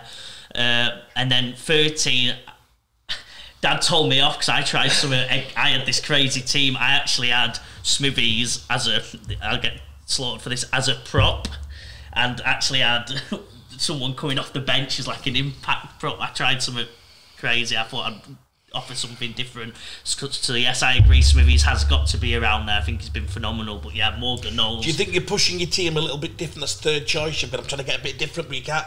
We're going into World Cup. We can't have a bit of different everywhere. We'll just be saying the same player every time. It'd be a bit boring, wouldn't it? So you've got Jake Connor, you've got Piers Paul, and now you've threw in. I'd threw in Smithies at a prop, and I Walmsley coming off the bench with against the tired Australia pack. That was my idea. Could be awful, but that was my idea. But yeah, Morgan Knowles, I think's nailed on at 13. Like you said, I don't think he's not made the starting lineup of one out of. He's done it. Yeah. Smithies has been crushed to the... Morgan Knowles, loose forward, Paul McShane, hooker. So this is how the team is looking now. Fullback Wellsby. Look into the camera, Mick. Wing three quarter line of Tommy Makinson, Mark Percival, Harry Newman and Ash Hanley. The halves are Lomax and Jake Truman. And your other spine, your pivots, is McShane and Morgan Knowles. Right, prop forwards. Just two more comments I've got left on here. Emma says, Tompkins at fullback, wing three quarter line of Makinson, Farnworth, Connor Davis, Lomax and Williams, Walmsley, Clark, Burgess, back rowers Bateman, Farrell and Knowles. There's been very few Morgan Smithies in here. A lot of people are going to be subconsciously thinking. Well, that sums up Morgan Smithies. It goes unnoticed. Yeah, that is probably not experienced enough. But as we discussed last week on the England 2019 well, if you're playing Wellsby, you're playing Smithies. Exactly, agree. And Emma on a bench, Thompson, Aledski, McMeeton, and she's got McShane. Smithers and Welsby started the England Test match together. The same age. Welsby's had 2 grand finals and it's been Morgan different. has. Yeah, but won 2 grand finals, game-winning try. But Morgan's played 68 games.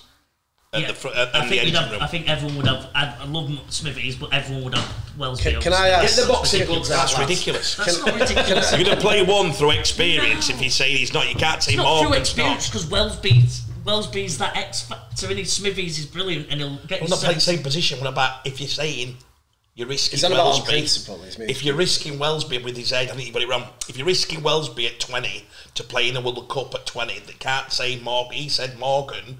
Is he old enough to play in that thing? I think he has the experience. Just to do on it. that Yeah, alone. just on Yes. Oh, sorry. On that alone. Yes, that's the point I was trying to make. If you put Welsby in with his 48, 49 or 50, I think it is, and Morgan Smithies is just behind him on 46. No, it's 50 odd. Morgan's got Yeah, 58, 62. Josh, thank you. We read Emma's out. The final one that we've got on here is from Josh, a Leeds fan. Makinson fullback, Lynn Percival Hanley,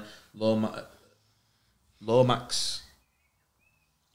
Josh, I've just realised you've missed somebody out because you've got Makinson.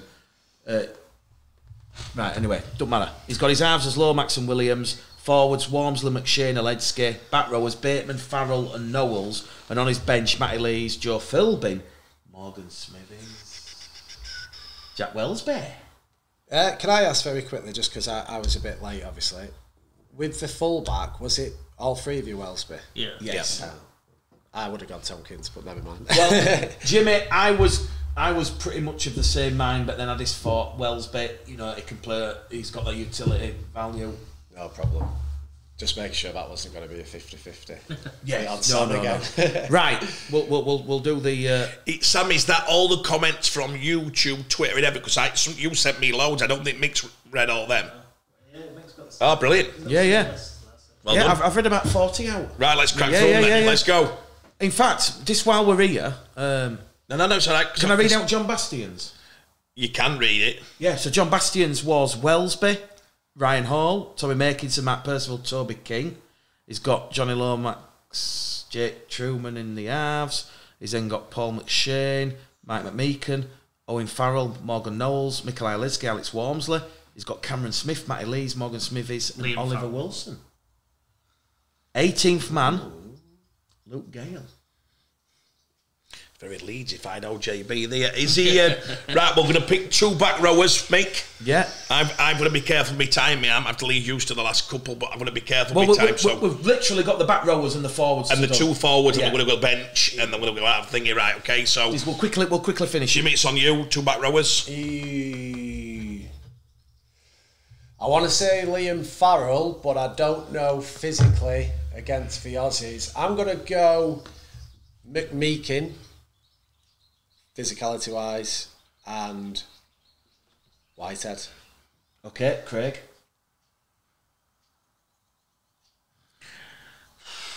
I never thought in my time as a You'd leave out Curry. as an agent and a lover of rugby that I had Bateman and Ben Curry are probably 2 of my favourite players of all time since I've done this job. John Bateman's been an absolute, and Curry's been something that, as part of the process. But if you didn't pick Farrell based on what he's done in the last 5 years and current form, he ticks both boxes. You'd be an hypocrite in my opinion. We can say the height, so he's not got the 6'3" height, but he's so strong, so robust. His yardage is ridiculous. He scores more tries back rower than most. If you asked every Wigan fan at the moment, Farrell or Bateman, they'd probably say Faz. If you ask most people to pick their England team, I don't believe the top players would all say Faz, so I'm going to go Faz. And I'm with Jimmy on McGeekin, but, and this is my only but, we need big, rangy. That's why I like Mike. He's got everything. But then if I leave out Curry, Bateman, I think, do I leave out Whitehead, which I'm not prepared to probably do based on what he's done for the last 5 years. But I'm having Elliott on the bench. I think it's very hard to ask Elliott to do the big stints. I think I like him in shorter stints now because he's got a bit more football. So I will go Mike McGeekin and Faz. Joe, just... This is a very tough one. Who did you put in your team? Yeah, it's tough. Said I've mixed up on that. So I've got I'm going Liam Farrell. I've made comments every week on most weeks on this show about Liam Farrell. To be fair, so I've got to stick with him. But and then I think my other one has got to be. I've got to show a bit of consistency here and change it up. And I love Elliot Whitehead as a player, so I'm gonna go Whitehead. Yeah. Wow. My two, again, not because I'm a Bradford fan or they've come from Odsall. I've gone with Bateman. I just think you get him against the Aussies, he's like a terrier.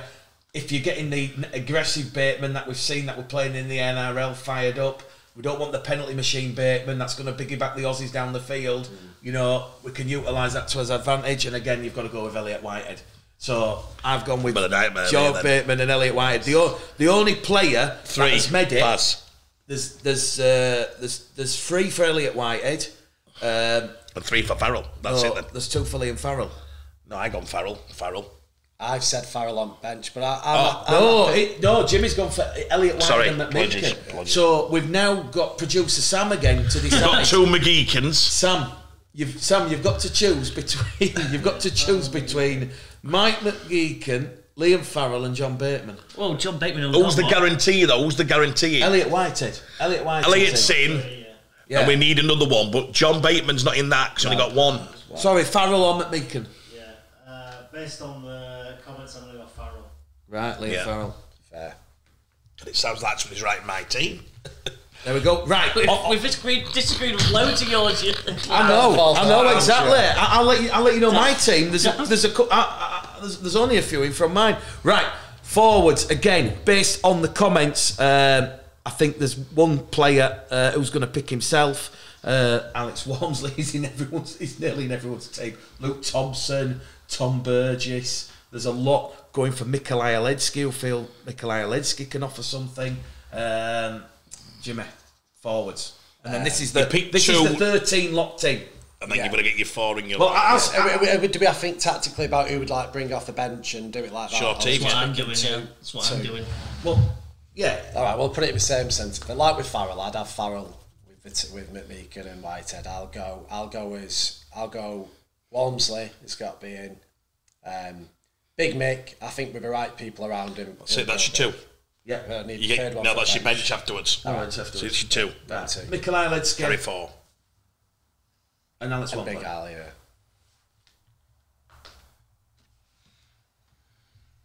I want all out aggression first quarter of an hour. I'm leaving Big Al on until they're tired. I think he makes more yards when people are tired. Get that idea from me. So I'm getting I'm starting with Big Mick. Yeah.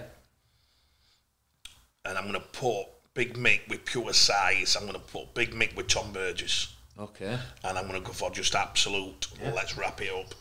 I'm going Tom Burgess. Yeah. And then I think I'm going to go... God,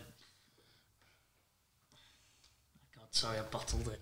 I think I'm going to go Mikolaj Aledski. Wow. I've got to stay true to what I originally did. Can't put Steve Crossley in. I am. Steve Crossley.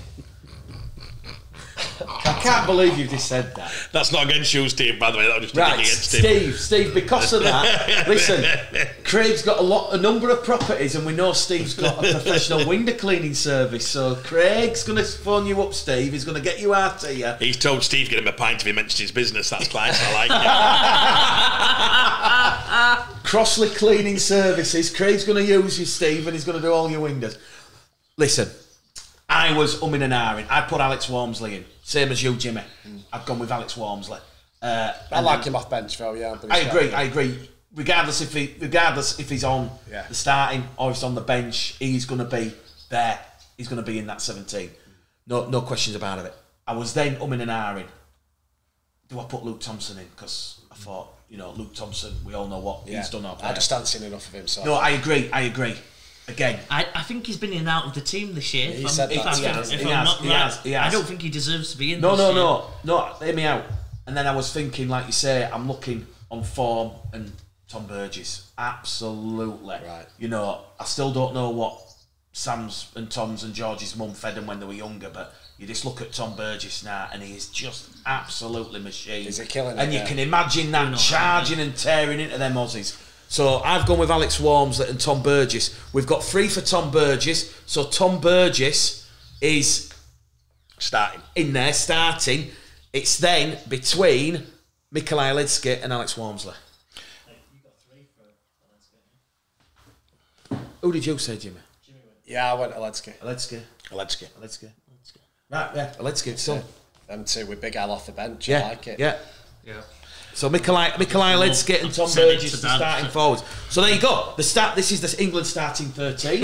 We've got Jack Wilsby at fullback, wing 3/4 line of Makinson, Percival, Aaron Newman, Ash Hanley, halves of Lomax and Truman, forwards Burgess, McShane, Ledsky, back rowers Elliot Whiteheadley and Farrell and Morgan Knowles. I like the team. The team. On the bench. and the wild card, but I'm going to quickly. get going. I need to leave you No, to it. quick, give me your thought No, for the so don't bench. want to rush it for people. It's not fair. Craig, So Sam will... No, give me well, where's your team? You lads... Where's your team? Yeah, Have you sent me yet?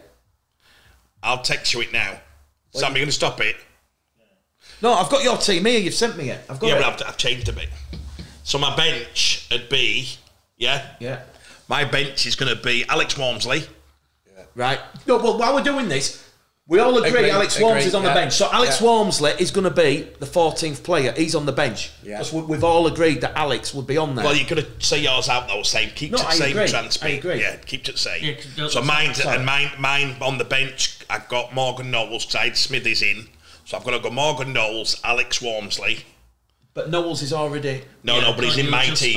Can't you adjust it now? You need to adjust it, Craig, because Morgan Knowles is already locked in. It don't matter. He's in my team. It's my team I'm picking here. All isn't it? right.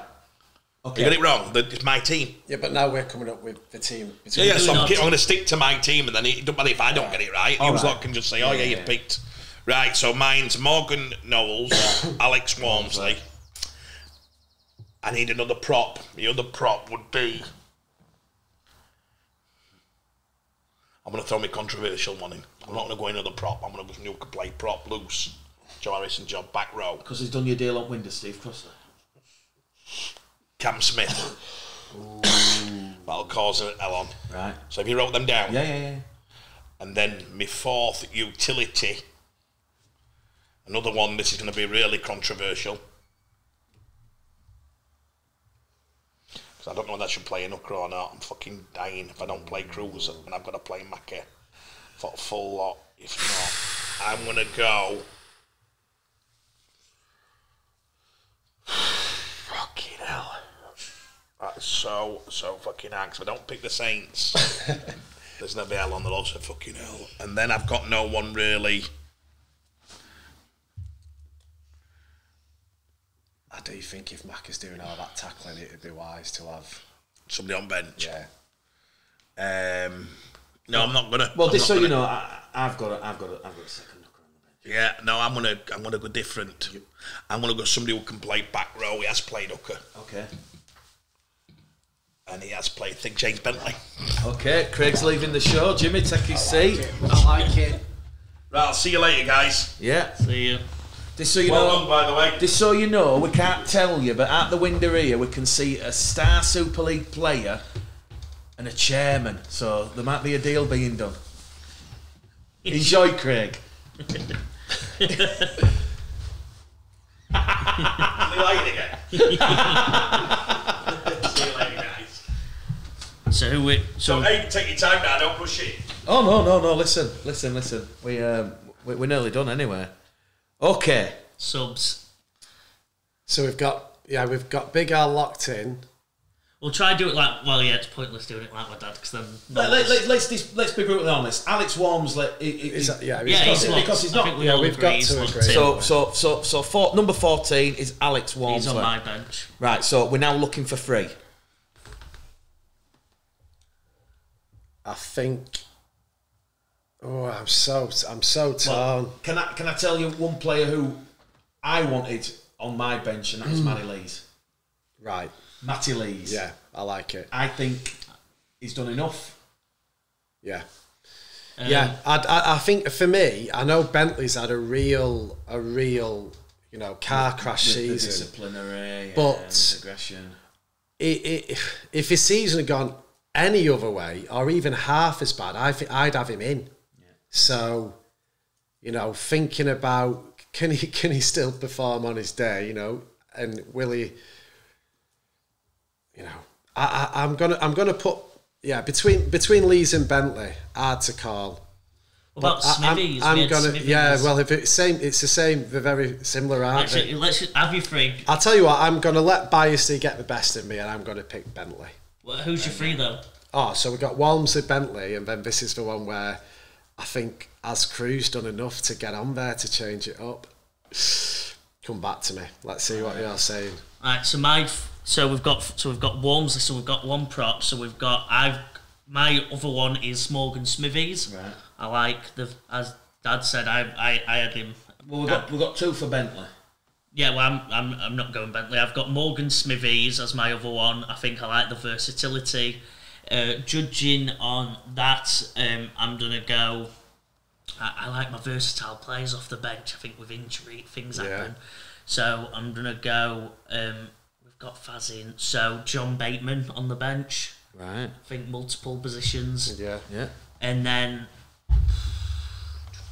that 4 foot, like you said, it's the hooker issue. I'm not gonna go hooker, and I'm gonna go. Who have we not had on here? I think a prop. You've got to go.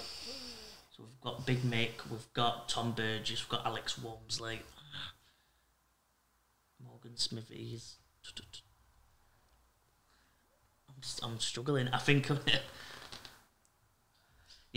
gonna go. I'm gonna go with it. It's Matty Lees. I'm gonna join you, Mick. Wow.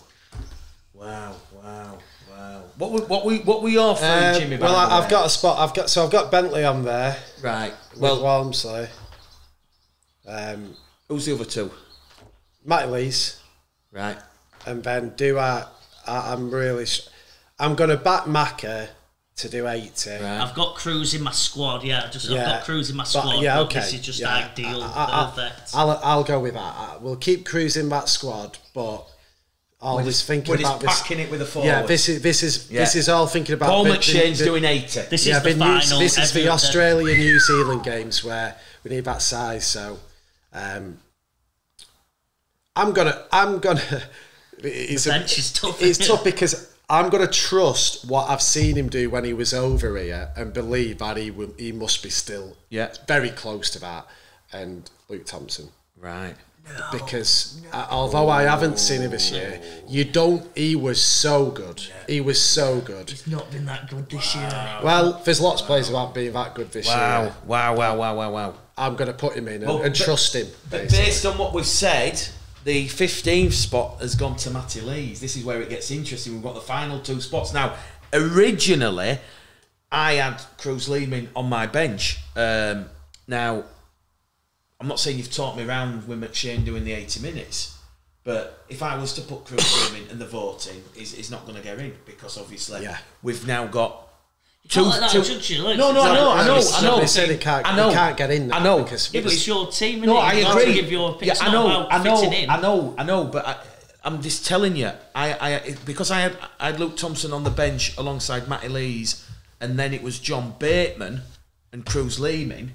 But you've got Bentley now on 2, and John Bateman is actually... Yeah, John Bateman's got 2. Yeah, so you've got to make the call. So you've got to make the call. There's no point picking Cruz, he can't There's get in. no point in picking Cruz. Yeah, but that's not what this is about. It's not about picking... No, but he's already said he would have had Cruz, but now he's got to pick a player. Yeah, so I have to say Cruz. So I'm saying Cruz. Yeah, you can... So... All right, so you put it on Sam then. That's what it's on Sam then. Yeah, let Sam... So Sam, it's James Bentley or John Bateman.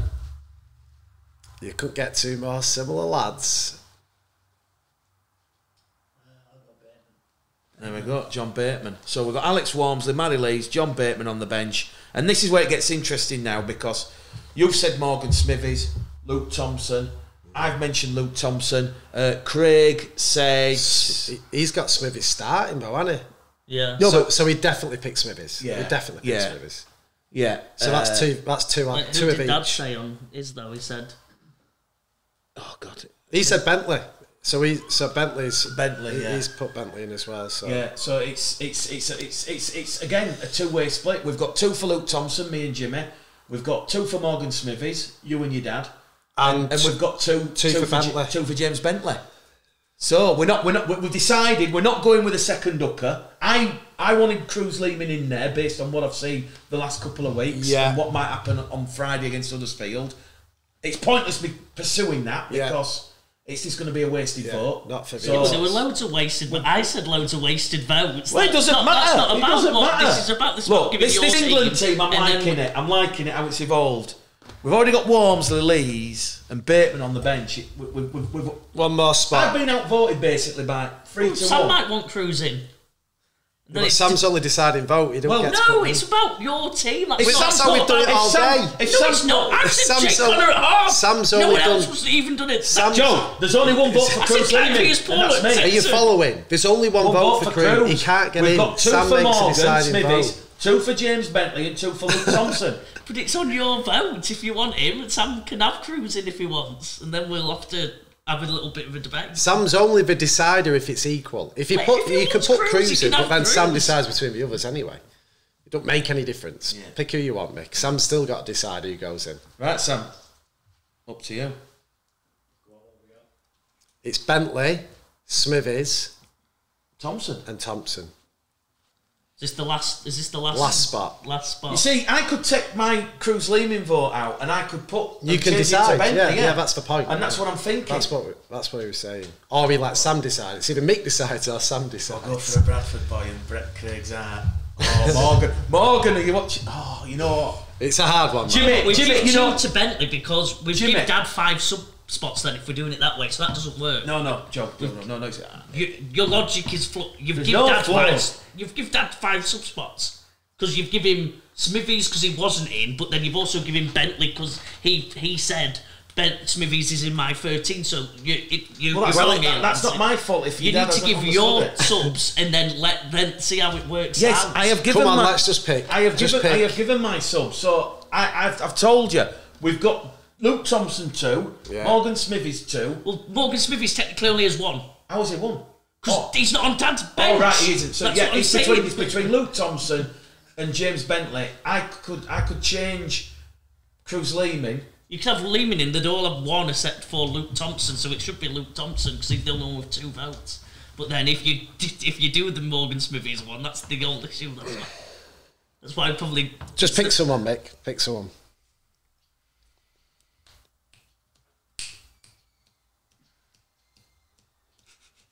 I wanted the second hooker. I wanted the second. Right, hooker. that's it then, Stick with Cruz. it then. I wanted the Sam, second hooker. over to you. My worry, Jimmy, is I'm not saying look. We know what McShane can do. Yeah. Time and time again, he's proved he can do 80 minutes. I'm telling you, these international games, New Zealand, Yeah. Samoa, Australia. It's a big 80 minutes, I yeah. think it's a big ask where Paul McShane is in his career. No disrespect, Paul. We know you're a friend of the show, and I think he'd openly admit that would be very tough, Yeah. mentally and physically. I on him. agree. That is why I went for that second hooker. Yeah, I agree. That is and primarily you know, why I yeah, went with it. Yeah. Do you want to change? And go No, with I don't Cruz? want to change. Oh. No. So Sam, you've got 4, haven't you? You've got 4 to pick from. You've got Luke Thompson. Yeah, so you've got to Cruz decide Lehman. second hooker or another big man. Yeah, That's yeah, and then if you want a big man, who'd you pick? Yeah. I'm going to go Thompson. Right, Luke Thompson. There we go. We've stacked the team up. We've We've gone big. We've got to. So there we go. We've got there in the end after nearly 2 hours of deliberation. The full 80, Show Me the Money Rugby League TV, England team to face the World Cup. This is the 17. Jack Wellesby at fullback, wing 3/4 line, Makinson, Percival, Newman and Hanley. The halves are Lomax and Truman. The forwards, Burgess, McShane, Oledsky, back row, Whitehead, Farrell and Knowles. And on the bench, Alex Wormsley, Matty Lees, John Bateman and Luke Thompson. Big Wow. team. Wow. Paul McShane, you better Let get us on know that. in the You comments. better get running. You Let us know better in the get running. comments, please. Let us know in the comments what you think about that team. I mean, it's quite similar. It'd to be what good. we've It'd be got. good if we could get the viewers to to vote for one person who should. No, what we're gonna, I think what we're gonna do to pick it, I think what we said is we're gonna match that up, and whoever's the closest out of the comments is going to win the prize. Yeah, so discussions over. And then we need the final wild card. Yeah, Thank you, you're right. Well, I'll tell you what. I mentioned him. Cruz Lehman's my wild card. Right. He has to be in there because, listen, I've got not major concerns, minor concerns about McShane doing 80 minutes in these big games. That's a good point. But who was your wild card without this knowledge? It's you're meant to give your original team. Who was your wild card before that? Dominic Young. Right. Dominic Young. Joe. My wild card. I had two. I had Kai. I had Kai Pearce-Paul in my team, so I had Kai Pearce-Paul in my team, and I had my wild card as Michael Lewis. All right. Okay. I'm the same, but that's a squad wild card. It's not necessarily. I wouldn't necessarily have the bench against the others, but I maybe would. But I'd have him in that squad. Who? Mikey. Oh, Mikey. Yeah. Because I think Who's your wild card? Mikey in the same. I got you. Well, Craig had already said Mikey, so that was Mikey, 3-1. Probably a bit show me bias there, but I think he is the one who can scare teams. He can come on and the defence, the defence, and I'm not sure we've got anyone else quite like that who's got that quick off the spot speed, who can spot a gap in a tight defence and a little chip over the top, and also have the confidence to do it in big games where there's plenty of lads with that talent, but who's got the balls when we're 4 points down to the Aussies who might go and try something like that and pull it off. And I think that's why. Not to mention the future, and getting him involved now and getting him, which is such a shame why, Dodsey can't be there as well, but because they could be the future partnership. I agree. So there we go. Mikey Lewis gets the 18th wild card. The winner gets a signed England shirt from Shane at Oxon. It's going to be signed by the England team. Jimmy's wearing the Oxon stuff. Yeah. I don't know if they do my size, Jimmy. Craig's promised me some gear, and it's not. Yeah, we've got it on order. We're getting all branded up. Shane's going to sort us out. Wow, full 80, full 80, beautiful. Just a quick one while you're here, Jimmy. Me and you were on the phone yesterday. We're going to do a special show on this, maybe this coming Monday. Involve you as well, Joe, because you deal with a lot of the League One and Championship clubs. I actually had the guys from Keighley on my radio show at half time yesterday, right? And it was quite upfront and honest that the RFL have shown the presentation of the 210s, and quite rightly, Eddie Pettibone's now signed at Cougar Park. A lot of compliments to Reese Lovegrove and Andrew Henderson for the culture change there. Their average attendance this year is 1,600, which for a League One club, that's brilliant. That's more than Batley, that's more than Dewsbury. Brilliant. That's on Halifax Panthers levels. Yeah. So credit to Keighley Cougars, for getting the fans through the turnstiles. It's almost like they're reinventing Cougar Mania. Yeah. And they're confident if they do go up, there'll be 2,000 plus week in, week out there. Yeah. They're letting the kids in for free, real razzmatazz. They're very high focused in the community, working with like the LGBT community and the Sikh and Hindu community. Listen, it painted a very good picture last night. But one thing that did stand out was, and we spoke about it, Jimmy, on the phone, was they're very confident, Keighley, that they're going to be going up as promotion, champions. As champions. And on the back of that, if and when these 210s get announced, and listen, a lot of fans are like, where's all this 210s coming from? Listen, the clubs, I can't stress it out enough. Ralph Rimmer and IMG have shown the clubs this is their blueprint, this is what they want to happen. There might be tweaks to it, but the blueprint is 2 divisions of 10. I'm hearing it might be 12 because they're thinking if you're going to cull 17 clubs, it might be too much. But ultimately, there'll be a Super League 1, a Super League 2, or Craig calls it a Super League A, Super League B. And ultimately, there'd be promotion and relegation between that, and outside of that, there'd be an unfunded third tier. But credit to Keighley. They're forward planning in their recruitment, Jimmy, and that could pay huge dividends because they're, you might say, starting the starters gun early, but by doing this recruitment now and recruiting those big championship players for next year, now, while the clubs are still waiting for this announcement, Keighley go up as champions. I tell you what, you look at your Dane Chisholms and you look at the nucleus of that team, Scott Morell's, is it Lewis Young's there, and Alex Stevenson's and some of the other players there who have ex-Leeds, ex-Bradford. academy. They've got a nice mix of youth and age. I think that's what we're promoting it. They've actually got a very good mix. I think Reese has done it. I'm actually meeting Reese Lovegrove on Wednesday, so I've got a good friendship. I'd call him one of our friends of the show. And again, Reese Lovegrove will tell you this, Joe, when you speak to him on Wednesday. Ask him about Rowan Smith. Him and Reese are very, very close. Yeah. Very similar to Chev Walker and Rowan now at Headingley. But look, we know the meeting should have been this week. The clubs can't make it because the CEOs and chairpersons on holiday. It's been put back to the end of the month. Yeah.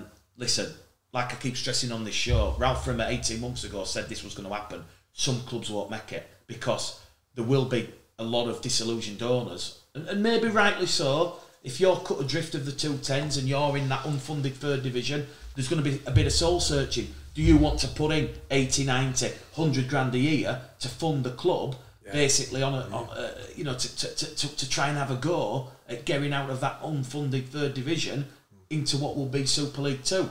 Well, I think what they're doing is obviously they're backing themselves first and foremost, and I think it goes back to one of my biggest things to moan about this year has been feeling sorry for Workington and Doncaster, because with all the uncertainty last year of the structure, they were left in that playoff final. By that point, all our players were sorted for the following year. I'm sure most other management companies were in a similar situation. So Workington win the big game, everyone's buzzing, and then they're left with an extremely small pool of players to recruit from for their survival attempt in the Championship. And as we've seen, no real surprises. It's hard, and they've suffered on the back of that. They weren't able to recruit for Championship life because that game with Donny was literally a coin toss. You know, there were nowhere like it was a massive favourite against a massive underdog. Doncaster suffered on the back of it because a lot of their players got pinched, if you like, early and got taken to Championship clubs or elsewhere, and they've suffered as well trying to recruit and they're struggling a little bit this year. Great win at the weekend over Hunslet, but they're probably not going as well as they might have done. So Keighley's approach this year is to go big now and to really try and secure that top spot, which then allows them to speak to players from this moment onwards and say, look, there's nothing guaranteed, but we're fancying ourselves. We are investing. Rochdale, are having a go, to be fair. They've made some notable signings. Swinton are a really good side, but they're not bringing extras in. They're backing what they've had since the start. Whereas Keighley can now go to players and say, look, we are going to be a Championship club, touchwood, next year. This is what we're doing off the field. This is the coach we've got who's, great, and Reese is, very forward-thinking coach. We've got Hendo there overseeing it all. They're putting together a really good club, and it's an attractive prospect. They've got a few quid. Donny and Workington should have done anyway. Hold on, but they can now do that, and they can even say to players, look, if we go up, we can offer you this. If we don't go up, we can offer you that, which does link into that. However, the difference with Donny and Workington was the playoff final, and it was very unsure. Yeah, but I don't think that matters. It does it does matter because what Keighley are doing, they're all but ensuring they're going to come top of the league and get up. And I know what you're saying.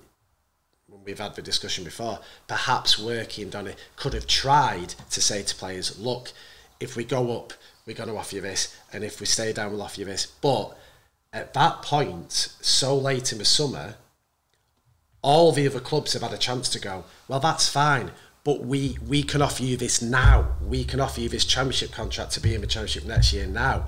There was only one of my lads who we look after who actually said, I am going to wait until that final's played. Everybody else was sorted. And I agree, but then Keighley are doing a savvy play. I think Keighley doing it right. I think that's what That's what, if you're not... Yeah, no doubt. We've discussed before, haven't we, whether you just play it, like not playing at it, but whether you're doing it just to survive as a club or you're going to try and make a proper go at things. And I think Keighley have obviously made the decision that I like, and it's obviously tough with money. I'm not saying that's obviously the overall that you've always got to keep in mind, aren't you, the money aspect. But I like Keighley because they've said whatever happens, we're going to end up in that championship. Whether they're obviously trying to guarantee it this year. In sport, you can never guarantee anything, can you? But they're giving it a good go, and I like that they're doing that. Where other clubs, I think it's a message for other clubs to go, if you want to get in that, let's go for it. Let's not play around. Let's not mess about thinking, oh, should we do this for this year? It's go time now. I think they've got the financial backing, so they can do it. Put the horns away and gone, it's go time. You know what I mean? The Super League A, let's go. We're getting in there. We'll leave you behind. We'll leave these other clubs behind who are thinking, oh, should we wait? Should we do this now? But I think a lot of it comes. There'll be lots of clubs who would like to do it, but don't have a financial backing. Keighley are in a situation now where they do. But so that's they the can sport, do isn't this. it? That's the sport. If you can't financially back it, you're not going to make that Super No, League B. That's what Keighley are in a nice situation where they're able to do this, and it probably means that they will be able to secure some players at an early stage for next year, because a lot of lads would rather have that guaranteed, knowing what the future holds, than rolling the dice until August and maybe have a couple more options. But you could also be left with less options. Yeah, so it'd be interesting to see the next the 6-8 weeks. Out, mate. The car's done. And we'll then, real. We talked last time I was on a few weeks ago about looking at who's going to get in that top 8 and survive and get into Super League B. I said Keighley that. And you're talking another one in the mix there. Correct, with Keighley spending. You start to look at that list. It's scary. It'll be scary. You're talking 4 or 5 clubs who you probably wouldn't have even considered a few years ago would not be a championship club at the very least. Correct. So it's going to be some season next year. You're going to have so many clubs spending a very similar amount of money. You'll still have 1 or 2 who are big. Yeah. Whoever comes down and whoever fails to go up, and Halifax will still be probably knocking around, in between the rest. But then I think the rest of the pack are all going to be a very similar budget, and you're going to see players moving around a lot. Well, that always happens, but you might see it more than ever, and it's going to make a real level playing field. And there's absolutely no doubt in my mind that next season will come down to that last weekend. And it could be that there's still 3 or 4 clubs who could get in it or not get in it. I think it will be that close. Oh, Jesus. Wow. It's going to be nervy times. That won't do my heart rate any good if Bradford are one of those. Well, you better get speaking, because it's coming, mate. They're coming. If Keighley get They all know it. They all know it's coming. Yeah. I was talking to Mark Campbell last night. They all know it's coming. They're just waiting for the RFL to say green light. It is on. 210s, 212s. Get ready. If you're below this cut-off point, goodbye Vienna. Can I 210s for me sounds a bit small, but I understand. Just one thing. One thing. It might. We need to wrap the show up. Come on. We've been 2.5 hours. It might sound stupid, but it's one thing I've not heard suggested yet. But 210s, I feel a bit small. 212s, I understand if it's too big, too many fixtures, and the big bosses now. Well, it's not too many fixtures. The money gets diluted. They want to keep the money. And also they want to keep a certain number for I think there's a small aspect of it. I like the idea of 211s, and a team gets a week off every now and then. I think that's great for players. I think it's quite good for supporters, and it might be the perfect balance. That's all I'm saying. Well, NFL do have it with the bye week. I don't think there's anything wrong with an odd number where every now and then the lads just get a weekend off and a team gets a chance to. Well, it's over to the Super League clubs. Do you want to give an extra club, 2 clubs some money? But look. Listen, we're going to do a big show on it when it all comes out and it's all unveiled, because it's going to be a major talking point, because the sport will never look the same again, and hopefully this is the the mechanism to take the sport forward. So yeah, just a final one. The team again: Jack Wellesby at fullback, wing 3/4 line of Tom Makers and Matt Percival, Harry Newman, Ash Hanley. The halves are Johnny Lomax and Jake Truman. The forwards: Tom Burgess and Michael Ledsky. Hooker Paul McShane. Back row forwards: Elliot Whitehead and Liam Farrell. Loose forward: Morgan Knowles. And after much deliberation, the benches: Alex Wormsley, Matty Lees, John Bateman and Luke Thompson. We've gone for big props. We've gone for big. It's got to be a reinforced bench, isn't it? It's going to be. At the end. Well, just so you know, and everybody watching, I was the one that made a very strong case for that second hooker. Last chance, boys. Are we sticking or twisting? I think we've got to stick, haven't we? So it's the team that. No. We'll give you one last opportunity, Joe. I'm not sticking with that. I'd put another second row centre. I'd put another versatile who could play third. That's obviously why I put Kai and other people around the team. Well, we're sticking then. But yeah, for what we've got, Jimmy.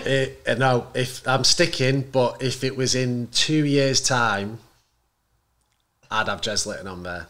That I think, but I just think it's a bit too much too soon for him. And look, no disrespect to Morgan Smithies, Craig's going to be obviously heartbroken when he finds out that he's not being named. In there. But look, Morgan's time is going to come. Yeah. Lewis Dodd's time. It'll be in squad. It'll be in all of our squads. Paul's time is going to come. 110%. Oliver Wilson's time is going to come. Yeah. They're still very young players. And 100% Morgan Smithies goes. He's in the squad. Just maybe not the match day squad. Right, well, look, let's get it right. Thank you very much for joining us. It's been a bit of an extended show with a lot of lively debate. We will announce the winner on Monday, next week's show, because we're now going to look through all the comments, and whichever comment gets closest to this little piece of paper with some scribbles on, you're going to win one of these, a signed England shirt. I mean, this is a player-worn shirt. Not sure if this is Luke Gale's or not, but you will get a signed England shirt like this, and it'll be signed by all the England squad members. So how good is that? How good is that? Money can't buy in World Cup year. So from myself, Mick, Craig's obviously doing a deal in the garden. He's got the wine out, and I'm keeping my lips sealed. I don't want to give out away. Craig's got to do his deal, his business, from Joe and Jimmy. Good night, God bless. Enjoy your weekend, and we'll be back next week with another edition of the full 80 minutes on Show Me the Rugby League TV. And don't forget, anybody who has put a team in, we will check to make sure you're subscribed. If you're not subscribed, no prize, no signed shirt. We'll see you next week, and as always, keep it #PositiveRugbyLeague.